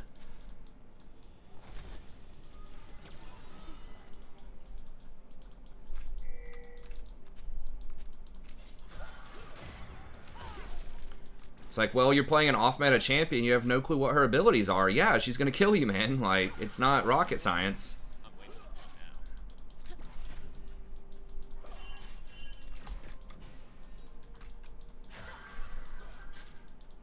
now. It's pretty cringe to say that a champ with like a 47% win rate is like not balanced in like platinum, you know what I mean? Like, stuff like Akali or Irelia's had like 47, 46, 47% win rate at different points in history and have been really strong, but like, those are really high skill cap champs. I don't know.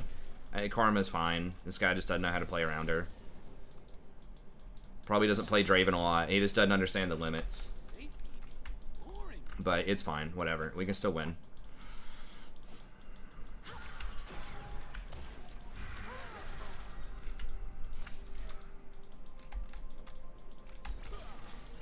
Well, it's just he doesn't understand. Like, if you empower her W, it heals you for 20% of your max health once, and then when it finishes ticking, it heals you for an additional 20%. So, like, she's pretty durable if she has her ult up. That's why some people have tried, like, the tank Karma stuff. Most good guys are just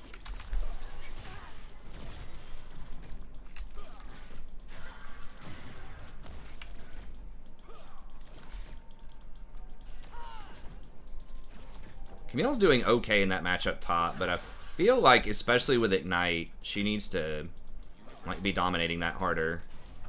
helping it along. There we go. Right on cue. Alright, good. I don't know if the TP's down on Irelia, that's pretty huge. Yeah. Alright, they're backing up.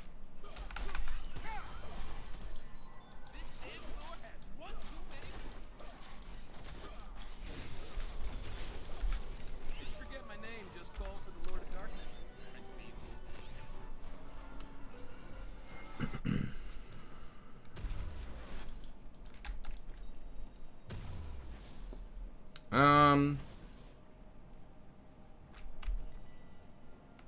This Draven's gonna have a heart attack if I don't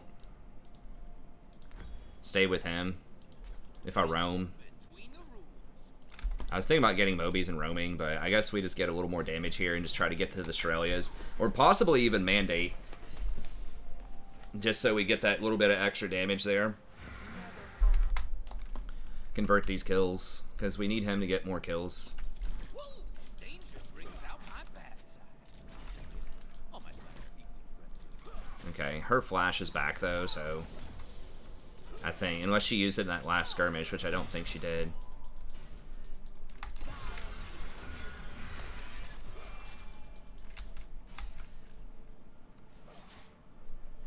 I dance to the beat.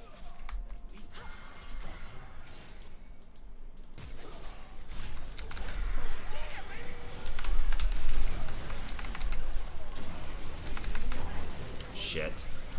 Karthus ult plus a TP.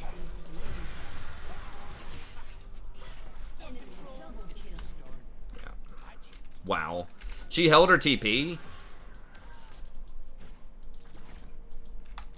So she just gave up that wave top after Camille killed her so she could TP bottom.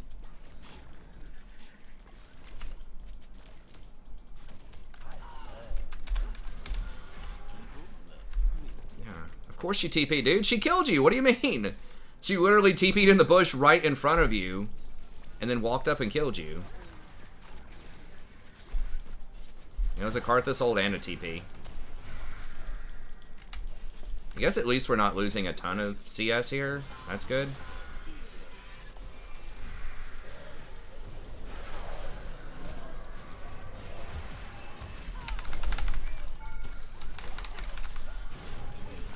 Dude, she's gonna get away, isn't she?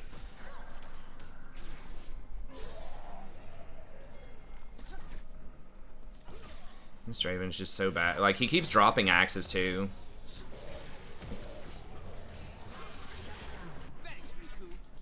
Alright. We're gonna have to roam. I don't think we beat him 2v2. Jesus. She's got 5 kills now. He's dropped so many axes.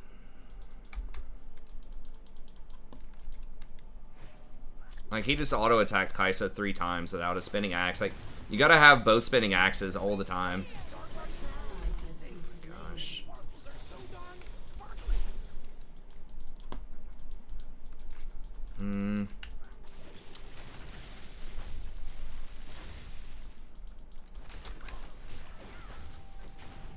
I could go for it, but I might get debated. Oh, that TP bottom, Camille's literally not even up any CS. Like, she killed Irelia under her tower.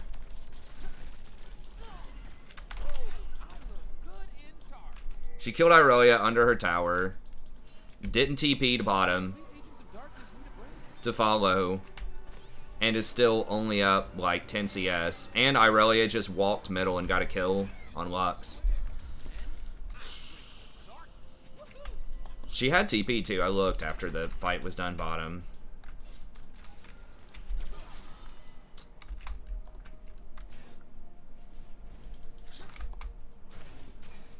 Yeah, you can have 3 axes going if you're I mean, that's, like, really fancy. I mean, just, like, 2 is fine.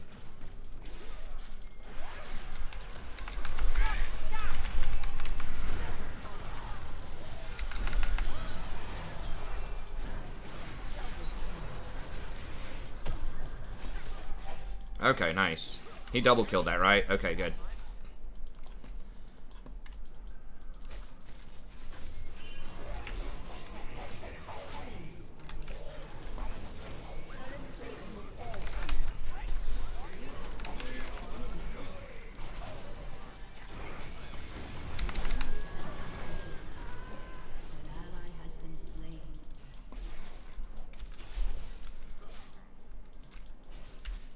No, it's still a 2-for-1. Oh no! Warwick's going sunfired, bro. You gotta get with the time, son. You go something bruiser. I don't know what the hell he's supposed to get. Divine Sunder, right? Like, right? I mean, maybe I'm wrong about that. I just feel like those items are just so OP now. There has to be some kind of bruisery combination of things you can get.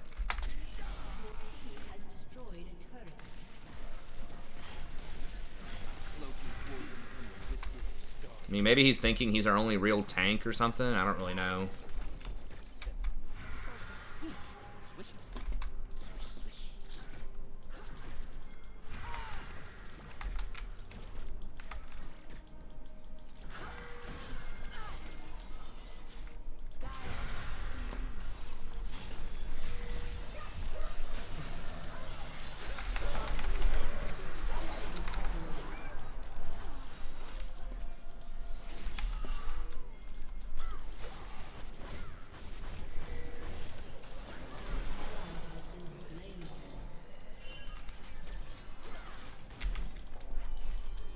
No, run, dude.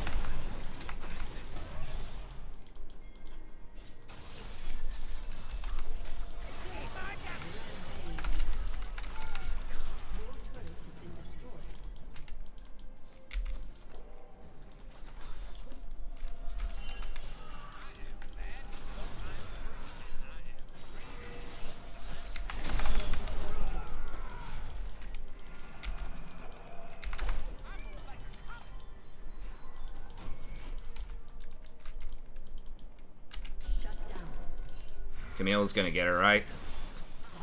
Yeah, there we go. That's what we needed. Camille's got like 1 billion kills now.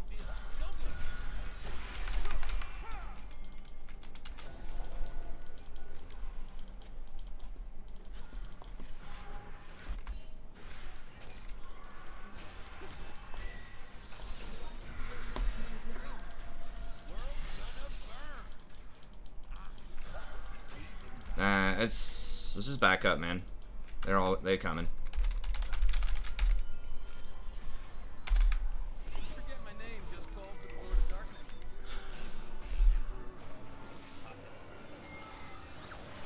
Yeah, Cam is doing very well. I'm gonna actually go for Mandate in this game.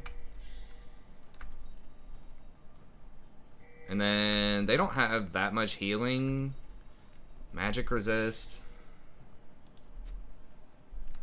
I'll think about it. I'm kind of thinking Abyssal Mask might be good here because there's going to be some unavoidable damage with Karthus ult. And they are very heavy on the magic damage, so... Abyssal does give your teammates 15% more damage also.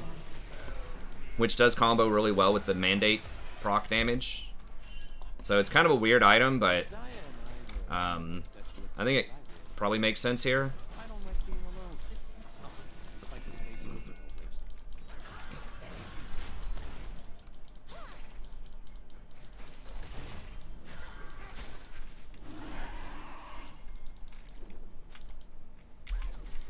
Oh my god, seriously? God, this fucking Ziggs.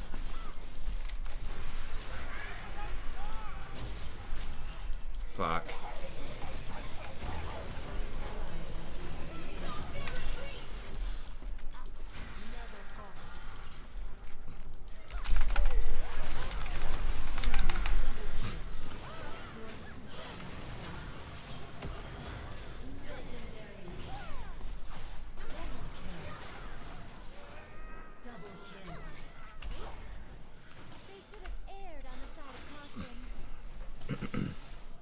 They should have aired on the side of caution. That's pretty funny. I guess she's the air form of Elemental Lux. That's cute. Yeah, I kind of missed everybody there, but I did hit a Q. I think. Alright, so this item is expensive. That's the downside of it. But I can't think of anything else with magic resists that I would want here. Yeah, I think that's just the way to go. You could do something like Mikhail's, but they don't have that much CC. Really wish, like, old Locket would be great, but I don't know. Maybe I could have gotten Locket instead.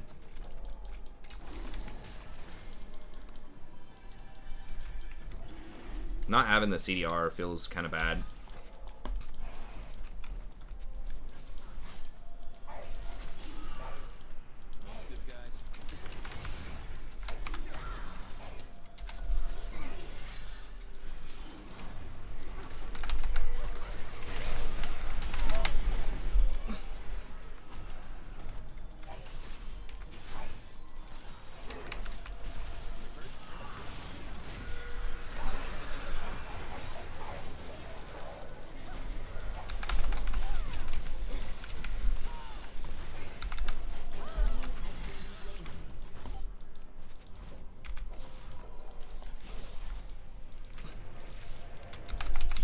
Damn it. I was trying to give her a shield in case Irelia dives her, but...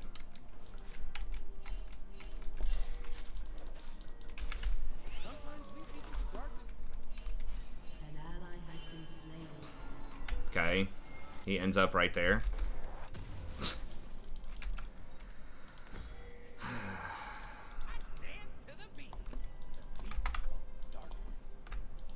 They do have quite a bit of healing. I mean, well, with Irelia, I was thinking they didn't have any healing earlier, but Irelia looks like she's only going one healing item so far, but she's got Conquer.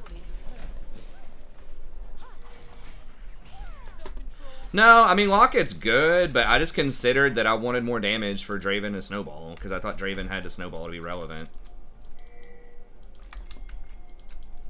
So, like, I considered it, but... it's like you lose a lot of damage because you don't have the AP with Rakan. You're missing the 40 AP, which is smaller shields, less damage on your W, on your Q.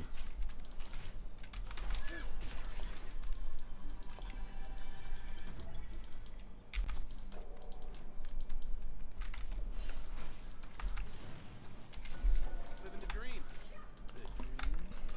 Shit. chest.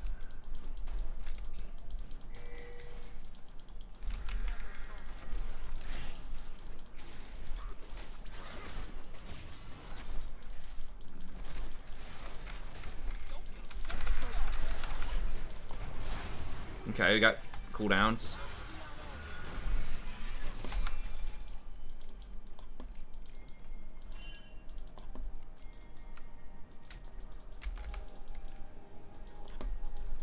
I've been waiting for you.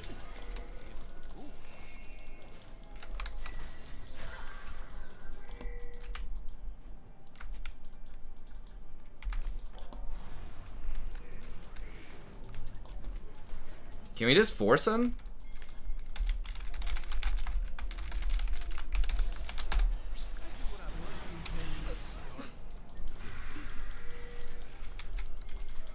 Are we fucking going or what?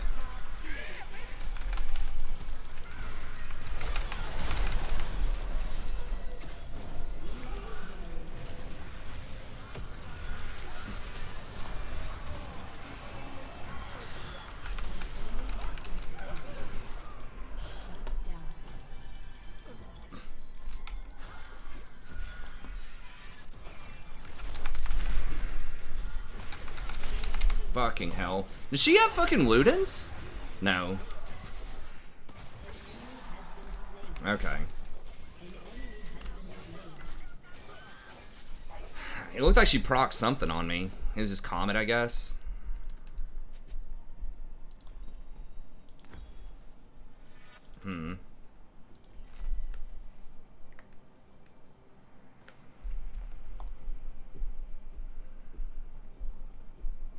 Okay. Yeah, I guess we do have 2 forms of healing reduction.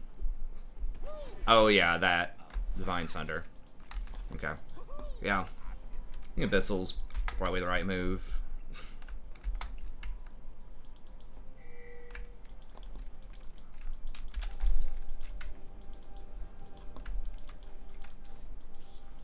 I miss the old Abyssal where it like lowered their resistances by a certain amount. I only believe in myself. And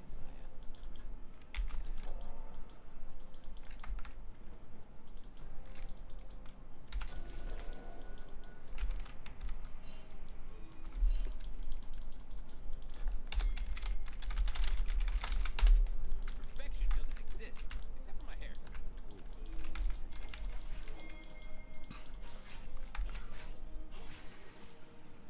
God, that's the second time she's been able to walk up.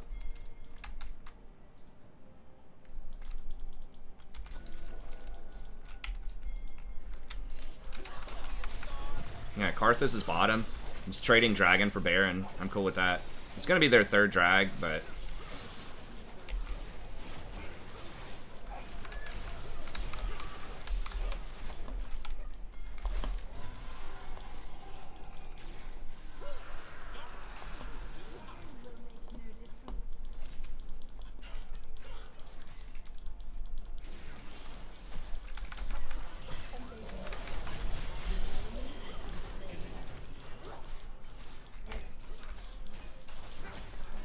yeah, Lux should be able to wave clear.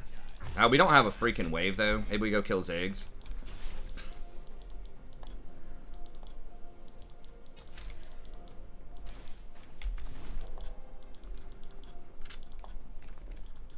Sucks we didn't have waves. Yeah, I guess I should just go ahead and buy. Well, I need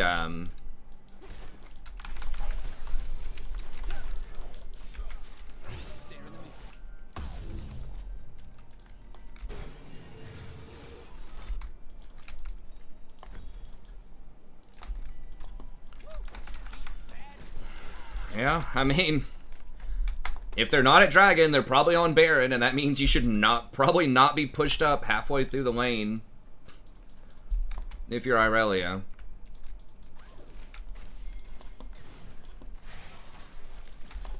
World's gonna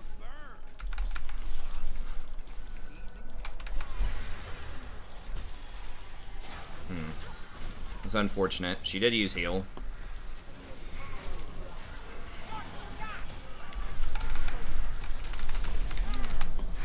Please?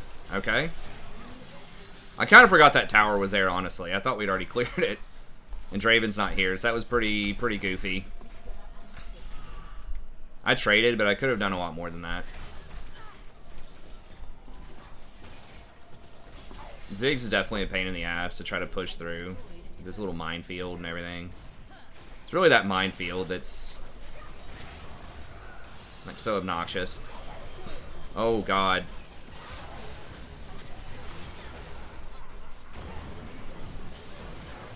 No way she gets away with that shit, right? Okay, yeah, Camille's just gonna kill them all.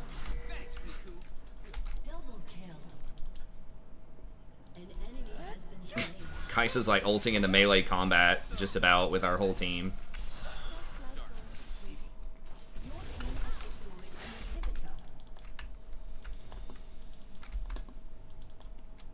Is that a flex? Totems are taller than dwarves. I need to do those TK attunements. I guess maybe I'll try to do that this weekend. I need to do some Total War stuff too. I just started researching that today, so hopefully I can start releasing those videos tomorrow.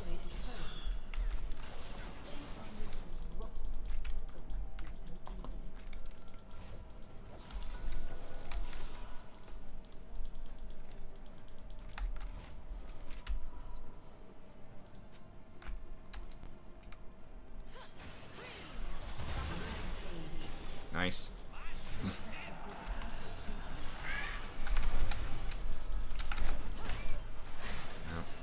Let's flash. That's actually pretty big.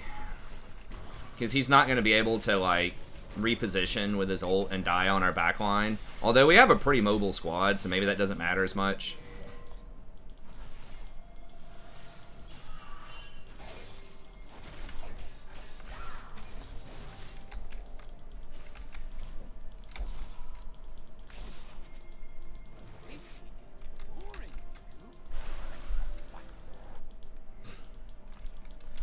I'm 9% sure they don't have this stuff worded. They don't have any words.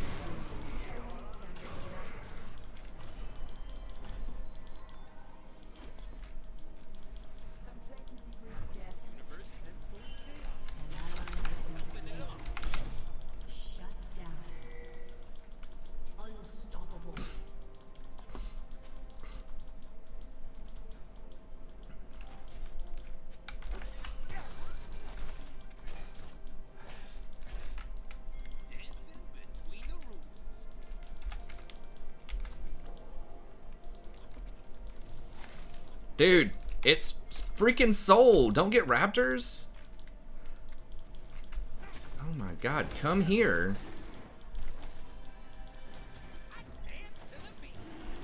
We need to get this, and then we need to get over there to Baron. I know it's only 5 seconds, but like 5 seconds matters. This guy's like so fixated on karma. It's like, yeah, your champion's bad in this meta, man. Like, surprise. Oof, that was close.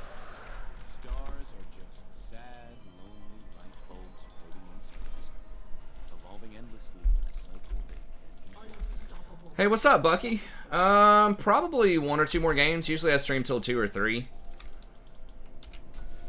Usually on between 11:30 or 12 and then till 2 and 3. My times may change a little bit, but that's generally when I'm on. Pretty much every night.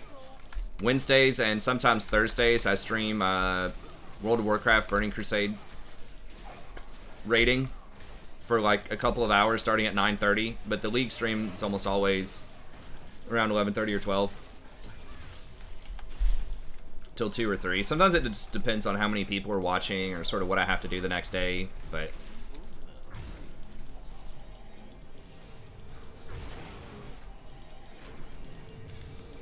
Alright, let's go ahead and back.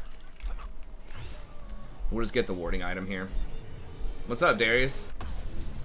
And if you can't watch the whole stream but you want to watch more, it's always archived on the channel.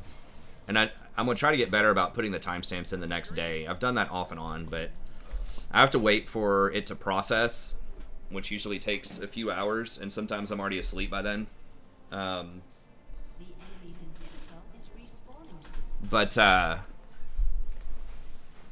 Yeah, I will try to put the timestamps in there, so if you want to see me play Rakan or something else that's not Rakan, you can see if I did it on that stream, like which champions I played.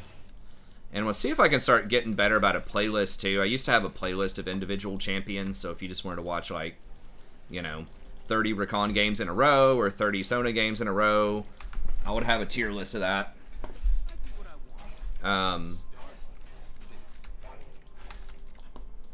But I haven't really updated that in a couple of years. But I'm going to see if I can get back into that. So, been a bit of a... just doing the streams and tier lists. I do patch notes analysis and tier lists for at least support and usually ADC and sometimes additional roles every patch. And the guides, but for the past few months I haven't really done a lot beyond that. Just the streams and the tier list, but I'm going to try to get back into doing more. I was just spending a lot of time with World of Warcraft Burning Crusade Classic. I had initially thought it might be a really cool thing for the channel for a lot of people that wanted to play it and, you know, enjoy some content for it, but it didn't really pan out.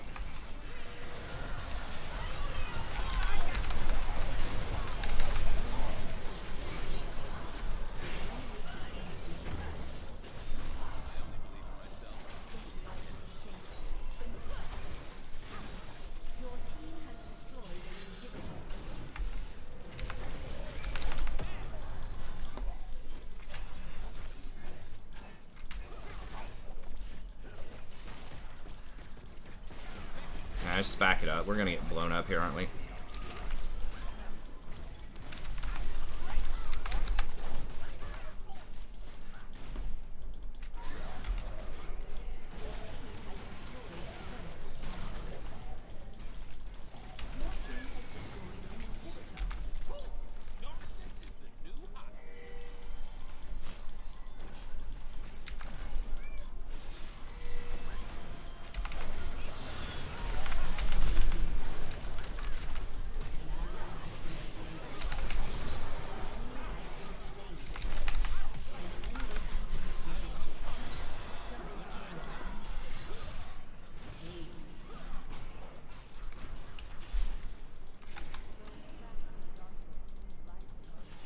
Got him, coach.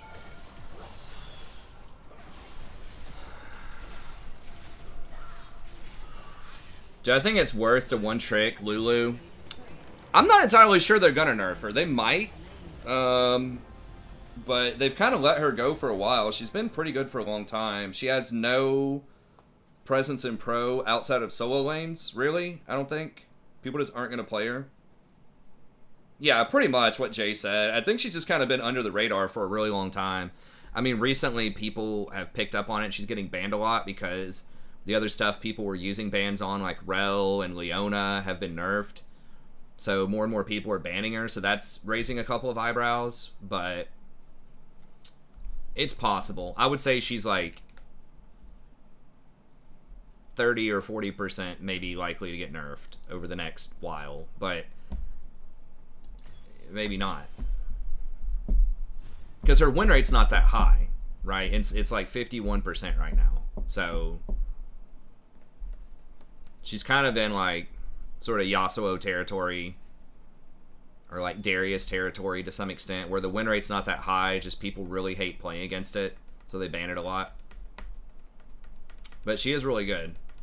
League's where it's at. Yeah, I agree. I mean, most of my audience is League. I mean, I'm assuming you're newer to the channel. We used to have like a massive live audience until the algorithm changed last year. We'd get like 500 or 600 people on average, and we got over 1,000 several times, and the algorithm changed, and we were banished. Well, it's like 90%. So we'll try to figure that out. But yeah, League has always been sort of my my biggest audience. MMOs are just very difficult to get a consistent audience. Like when the patch comes out, people watch it and stuff, but just watching somebody grind out stuff that's on farm is not as much fun as it is to kind of play it, I think. In theory, my channels could maybe do something like that, because I think a lot of people come here to kind of hang out and chat, but the reality with like Burning Crusade is typically it's just far less people watch it. And I knew that was going to happen, but I thought, you know, it might be worth it if more people played it, because we had a lot of people express interest and then, you know, kind of change their mind over the course of the first couple of months, right? We had like maybe 40 people or so that were sort of actively leveling and coming in and hanging out and chatting and you know, all of that stuff. And I thought it would be a cool, like, casual place, because in League it's hard to play like casually with each other. You can do it in normals, but you still are going to get matched against far more skilled people sometimes. We used to do a viewers night where I would play with people, you know, that were members of the channel. And it was kind of fun for a while, but I don't know. I just thought that Burning Crusade might be a place for that. There'd be like a more social sort of area for more sort of, I don't know, larger amounts of people, and especially kind of more on the casual side. But it just didn't work out. We've got maybe 5 people or so that are consistently on there. Why the algorithm changes, I don't know. Ask YouTube. I'm still not entirely sure what it is, but my content didn't change at the time. It was just, like, my best guess is that they started favoring static content. Like, they were experimenting for a year or so with live content, so they were recommending many more people towards live stuff. And so since I was one of the only people streaming League this time of night in the United States, then like, people who were watching pro guides or something and were falling asleep watching a static video were getting recommended over to my live video, even though my channel, you know, had less views on it and less subscribers and all of that stuff than something like pro guides or these other big, like, corporate kind of channels. Because it was live, they were recommending people over to me. So that was part of it, was Sleep Nation, as I called them. People who fell asleep and got auto-played over here from some other channel. Part of it is, I think, they changed their rating towards what percentage the average person watches of your video, rather than the total amount of time someone spends on your video. And so that favors much shorter videos in general. That's why the vast majority of, like, big timer YouTubers try to keep their videos between 10 and 15 minutes. If you go below 10 minutes, there's a penalty. It categorizes you differently, but the sweet spot is about 10 minutes. And because you're always going to have people that leave almost immediately, regardless of your channel. There's someone accidentally misclicks it, or they click on it and it's not what they thought it was. They're like, oh, all right, this isn't quite what I was looking for, right? And they just leave. Right, but that's going to penalize you a lot less if 20% of your audience does that, which is about standard, I think, on most channels. That's going to penalize you a lot less percentage-wise if it's only a 10-minute video, right? Versus if you have an hour-long video and 20% are leaving in the first 1 minute, that's going to drag your average watch time down to like 30%, right? But you could still get like 80% watch time if those 20% are dragged down to the 1 minute if you have a 10-minute video. So that's just the sort of the little game that YouTube changed. So started favoring shorter videos a lot more, stopped favoring live videos, and especially I think there was a push towards more gaming content last year too as a category. Stopped pushing that.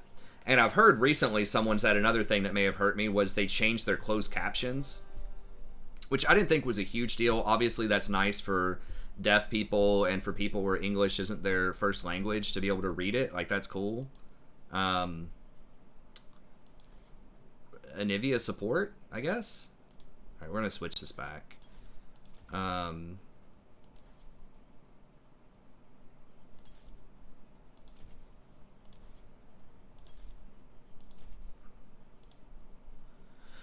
But what I read about the closed captions that was super important that I really underestimated is it puts words, like physical words, down for what you're saying verbally. So that allows the algorithm to understand your content better.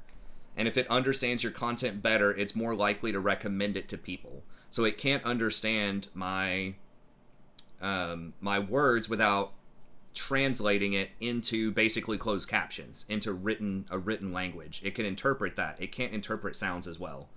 So it took away automatic closed captioning for some reason from my channel, and I haven't figured out a way to turn that back on. But that was about the same time as the viewer apocalypse. Someone emailed me and pointed that out. I think it was Zach Zato pointed that out. So I'm trying to figure out how to fix that. But that could actually be a really huge deal too. It might just like not even consider recommending me nearly as much just because it can't understand my content.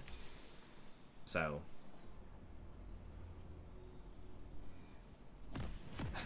hey, thanks Darius, I appreciate it. I mean, part of it also, like, over the years I've done less of like the individual playlists and less guides. And I mean, I'm gonna try to do that again, and that is something worth considering. But at the time when the viewers dropped, I already wasn't doing that as much. Like, my content was exactly the same from, you know, week 3 in September to week 4 in September, or whenever I lost 90% of my viewers. So, yeah, the hashtag is a thing, too. They started weighting hashtags more. I think weighting polls a lot more is a big thing, too. But, like, it was, like, literally from one week to the next, it was 90%. It was insane. I remember my power went out for one night, so I missed one stream, and I lost some the next day, which is standard. If you miss a day, people get out of the routine of watching you, and, you know, I expect to lose a little bit. But then it just kept going. So, I wish, it doesn't show you the live stats anymore, but I wish I could go back and show you some of those, like, live streams or whatever. It's like how much it changed in a week. It was just nutty. But anyways, so we're working on it. But before then, I was still getting, before sort of I got a huge bump in 2019 and 2020, we were still probably getting 150 to 200 for about a year before that. So this is just like insanely low for this year compared to what the channel has been almost since creation. So we gotta figure something out. I mean, I'm not gonna starve and go hungry, like, if for like low views. I do it mostly just because I enjoy doing it. But obviously, some extra eyes and potentially extra monetization is helpful, especially in convincing my wife to, you know, not murder me in my sleep for running the channel. And it does help supplement the money that the university doesn't pay me. So, if you're new to the channel, I am actually an instructor at a major American university. God, she's just dead, isn't she? Yeah. I have to flash, I think. Ugh. It's rough.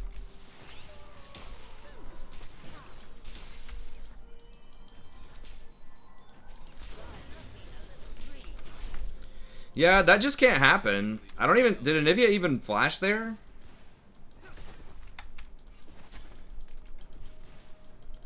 Like, if you're Vayne, you can't just let an Anivia walk up and Q you. Like, that Q is so slow. There's really, like, no excuse for letting that hit you. They did speed it up, I think, at some point this last season, but...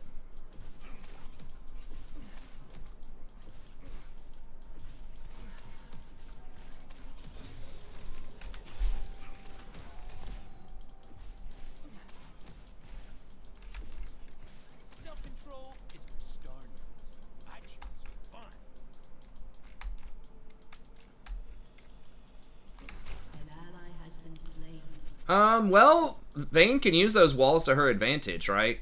In theory, she could pin people into those walls that Anivia puts down.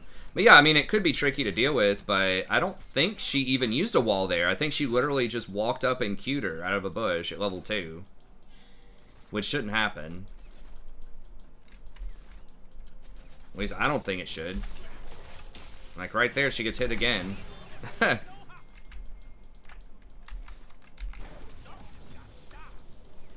I mean, Vayne, like, is so mobile. You know, she's basically got a little dash every, like, 4 seconds.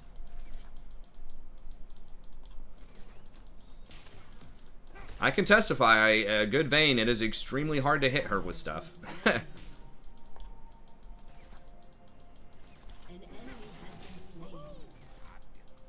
Okay, who's getting these kills? Zed, maybe? So yeah, it's been a tough year. In League, you know, at least viewership-wise and ranking-wise. This is like the lowest rank I've been in a long time. Over a consistent period of time.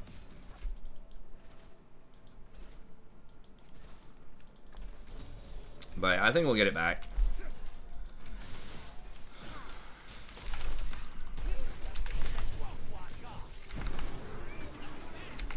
Twitch is gonna kill her.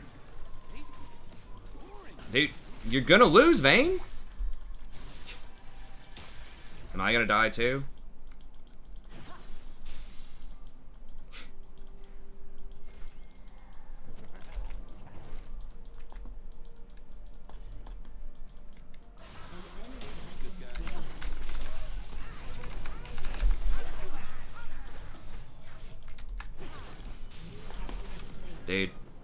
Dude.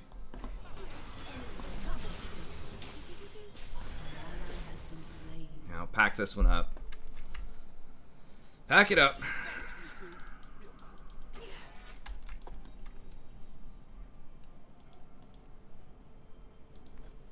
Not usually one to like want to give up, but holy cow.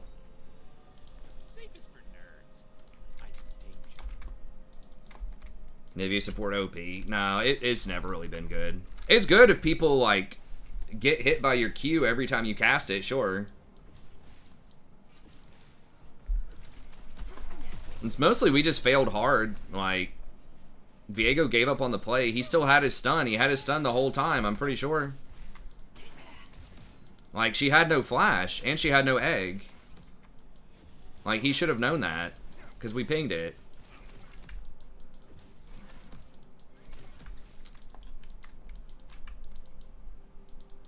Twitch is just so dangerous, like, if he gets ahead. It's really the Twitch that is busting our ass, more than the Sanivia. Like, Vayne is sitting there early, like, trading auto attacks with the Twitch, who already has a kill or two. Like, you can't do that. The poison's gonna win. It beats Silver Bolts early. It's just not understanding matchups. Just so few people understand matchups here. It's like the Draven from last time.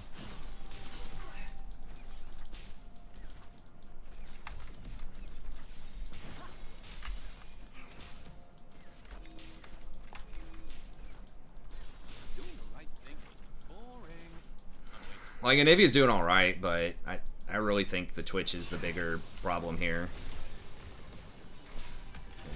Really, it's that Vayne's, like, opting into these fights with the Twitch.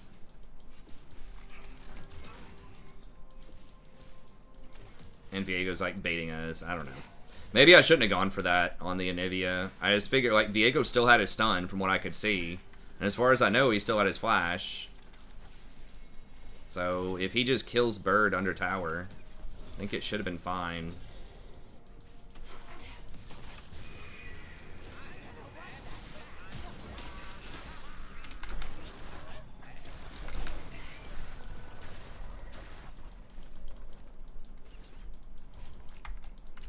Nivea, like most AP champs, can do a lot of damage early. It's just like, her items are so expensive if she doesn't get ahead.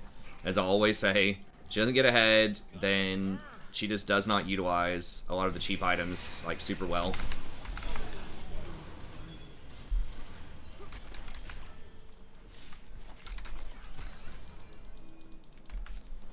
It is very vulnerable to getting flanked, in theory, if your jungler actually commits. Just like a lot of these high-pressure early AP champs. But, you know, it looks really OP if they get away with it, right? If they get to push you in a tower, they just keep throwing their skill shots until they hit some. then it looks really strong. Yeah, like, you know, to me it's common sense that you don't walk through here over and over again when you're trying to farm. When you're against an Anivia who has a wall and a stun skill shot. Yeah. Singed's like CS is really low, but he does have some kills. So maybe we can do something with Singed. Zed's doing alright. But like the problem is Twitch can just be anywhere right now.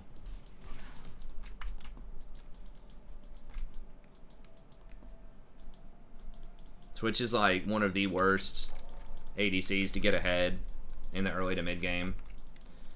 Yeah, Jinx is still pretty good, I think. Especially with like a Lulu or a Janna. Yuumi.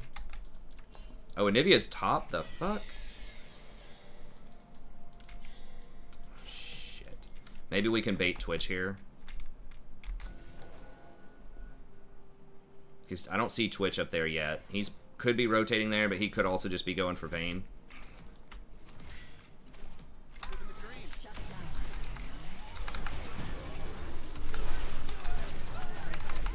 Okay.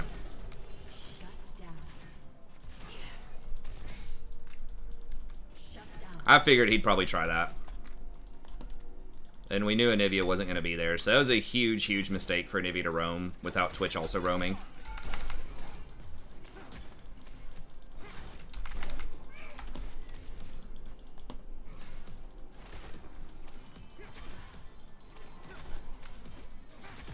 We're gonna get 2 plates, and he's losing quite a bit off of that.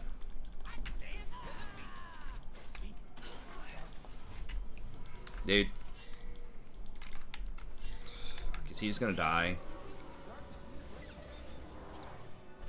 So stupid. He got so lucky. If Twitch bought tier 2 boots or something off of that, and then opened on him. Like, why would you back in the middle of the lane like that instead of a bush? It's literally 2 seconds to just walk over into the bush, and it's so much safer. It's just one of those things where it's like, it seems minor, but it's actually a really big deal, and a lot of people make that mistake where they'll just back in an unsafe place.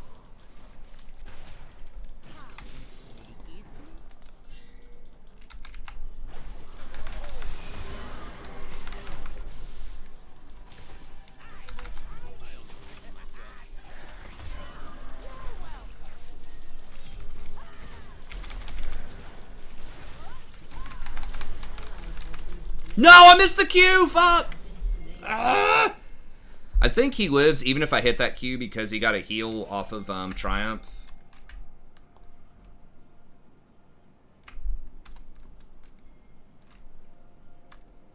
I don't know. It's gonna be very close. My Q or my W would have killed him if he didn't get the heal off the Triumph, but it's rough.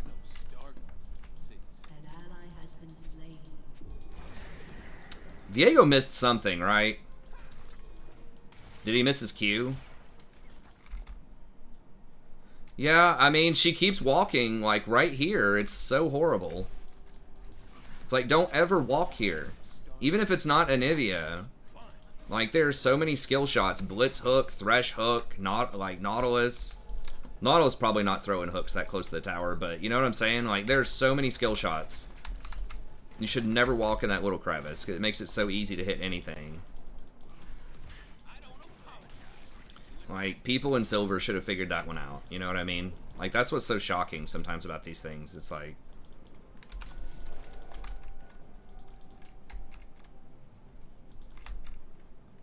can you please push it up so I can get in the bush, man? Like, maybe? So I don't miss XP?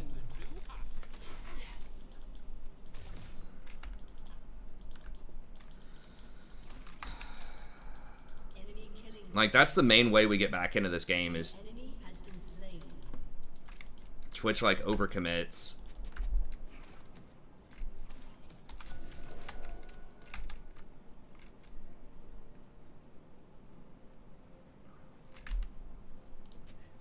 See, because now he's loose. Yeah. And he's not going to get punished. That's why I just really, really hate freezes. Like, you push into the tower, that gives me access to those bushes. So we can bait him, and that puts pressure on Twitch so that if he leaves the lane, he's losing CS and maybe the tower. Star Guardians see anything. Their sparkles are so darn sparkly.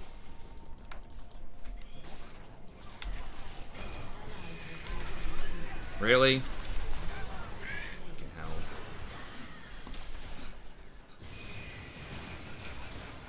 Well, that's an int.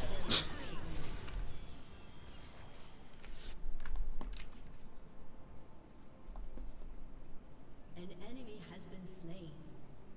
Your turret has been destroyed. It's just so bad. There's such a dramatic, like, misunderstanding of how you should be managing this map. Like, anything that can split like that, you have to put pressure on the tower. Especially if you have a support that can bait him like that, hiding in the bush. Like, I know Vayne's thinking, I just need to be defensive and farm under tower. It's like, but you're giving Twitch, who's really fed, free access. So you can terrorize the whole map. So they get all the wards in our jungle. They get to pressure mid lane, so Zed can't do anything. It's a complete disaster. Also that she can maybe get some farm when we could just kill the Twitch. When he tries to gank Vayne again, he would fall for it again, I promise you. Get the tower and maybe get out that way, you know? Like, it doesn't seem like it's rocket science to me, but I guess maybe it is. And it's like, trying to freeze at your tower is just horrible.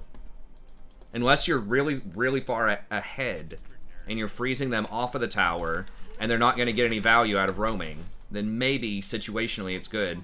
But when you're behind, it's really bad. You need to try to get map pressure, get vision, and make plays when you're behind.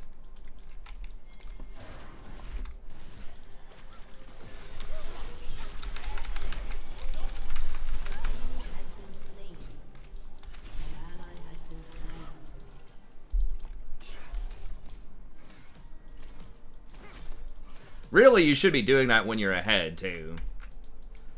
There are fewer plays that you're going to be able to take with that. You have to be more careful when you're behind, but that you get back in the game by getting catches, not by just allowing them to bleed you out by taking all of your resources because you're freezing.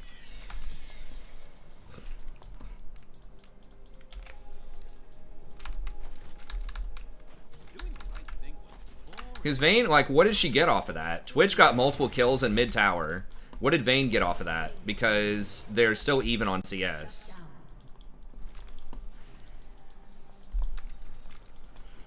Can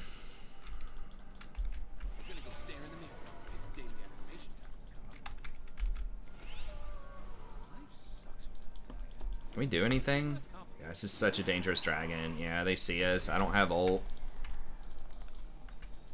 Zed's really fed, but he's also dead. I guess we just try. I mean, Vi's dead, so there's that. Christ. Really?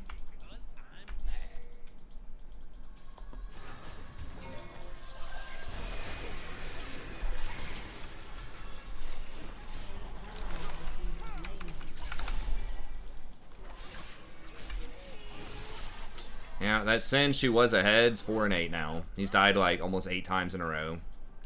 Wasn't he like 4-1 or something?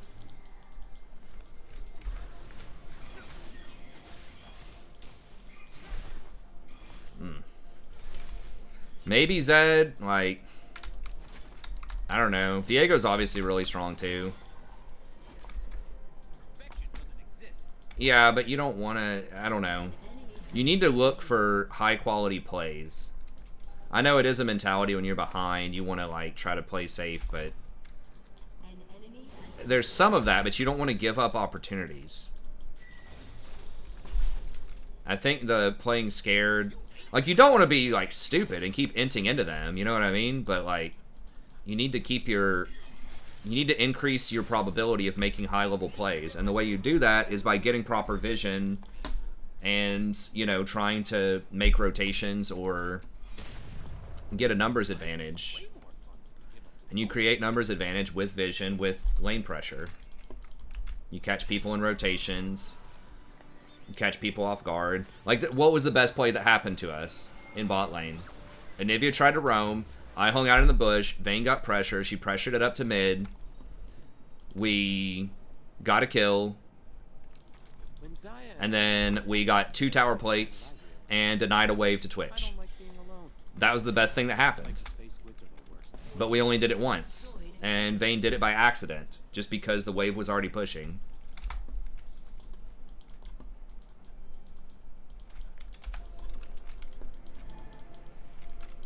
There's a blue ward somewhere. It's just not good for business, usually. That was right there. An ally has been slain. The fuck is that? More Dom's second item? Living the dream. Can we, like... Can we kill this guy?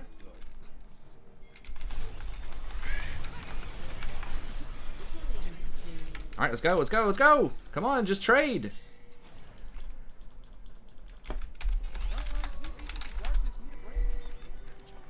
Fucking hell.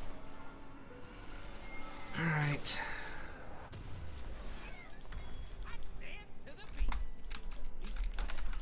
I think we should... Well, maybe we just don't have enough with Viego. I don't know. Maybe that's too desperate, too risky, but...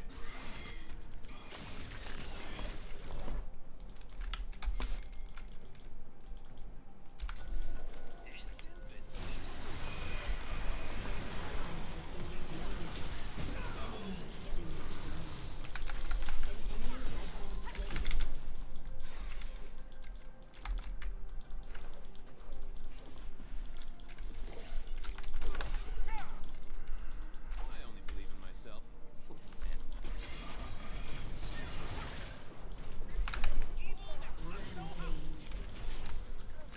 Make sure I get my assist there. I'm gonna go stare in the mirror.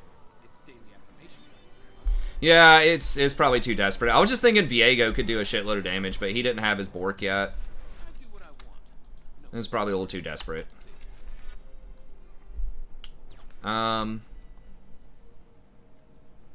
Yeah, they have enough healing, I think, or I need to get that. Probably. Let me see if anyone else has Grievous. No one else has Grievous. I'll just let them know I'm getting it. Self-control is for star nerds. I choose fun. Well, Zed's kind of our ticket right now. It's kind of a weird build, I guess. I don't know. Maybe the shield thing is better than I think it is. They have buffed it several times. I guess Vayne does, or Vi does get a pretty big shield. I don't apologize for doing mine. Twitch could come up invisible right here.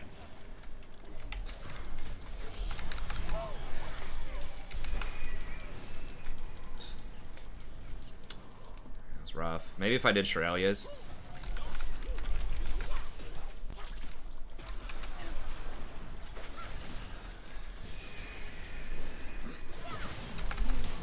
Really? No fucking way. She's dead, right?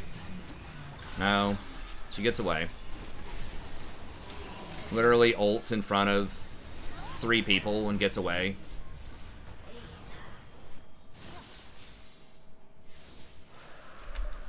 That Vi flash, like, completely won the game right there. She flashed before I could get in there with my E. I guess maybe if I would have just run a couple of steps faster to get, like, ulted immediately as soon as Viego started going. And then we kill the Vi before she flashes. My cloak is woven from Maybe we could have done, like, dealt with that.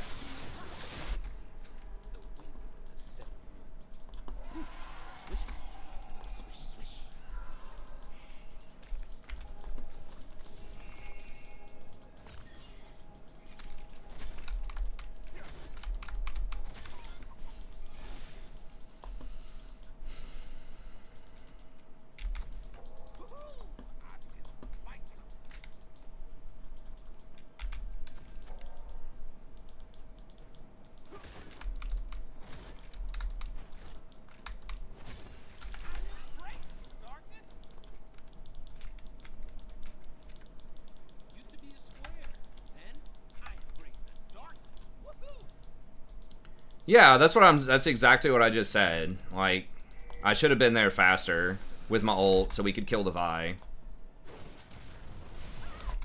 ally has been I mean, at that, like, the overextending, I don't know. Maybe but it was mostly just, like, not being there fast enough.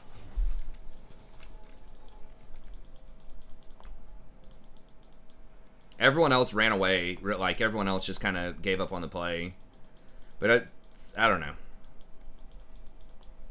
Maybe that was it. But I definitely should have been there faster. I think. I mean, I don't know. If I don't have my ult, it's really hard to see us winning the fight. Because I need that to either kill Twitch or kill Akali. an ally has been slain. Really? She's dead though, right? No? Can I kill her? I don't think I can.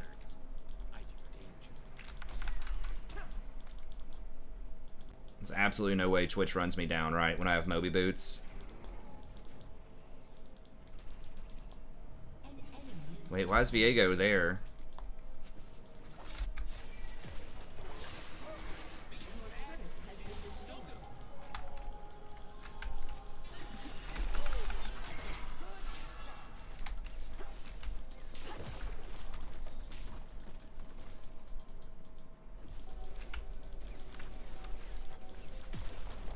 Yeah, I guess the play is just back up once she flashes.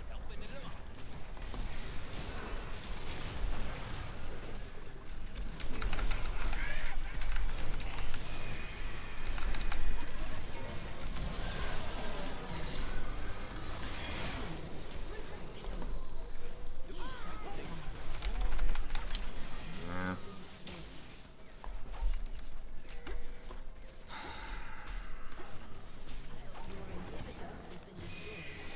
I should have just let Singe die. I thought maybe I could kill the Anivia or whatever, then Twitch showed up, so I was like, well, maybe I get the Twitch, but Vayne couldn't really get to him.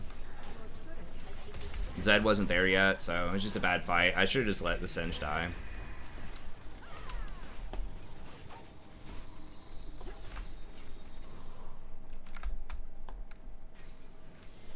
a summoner has disconnected. Defeat. Alright, well, that's a rough one. I definitely made some mistakes that one, but we kind of had some chances. The Singe, like, falling apart with that early lead, and then everything that was going on bottom was pretty disastrous. We kind of got back in the game, but it was tough.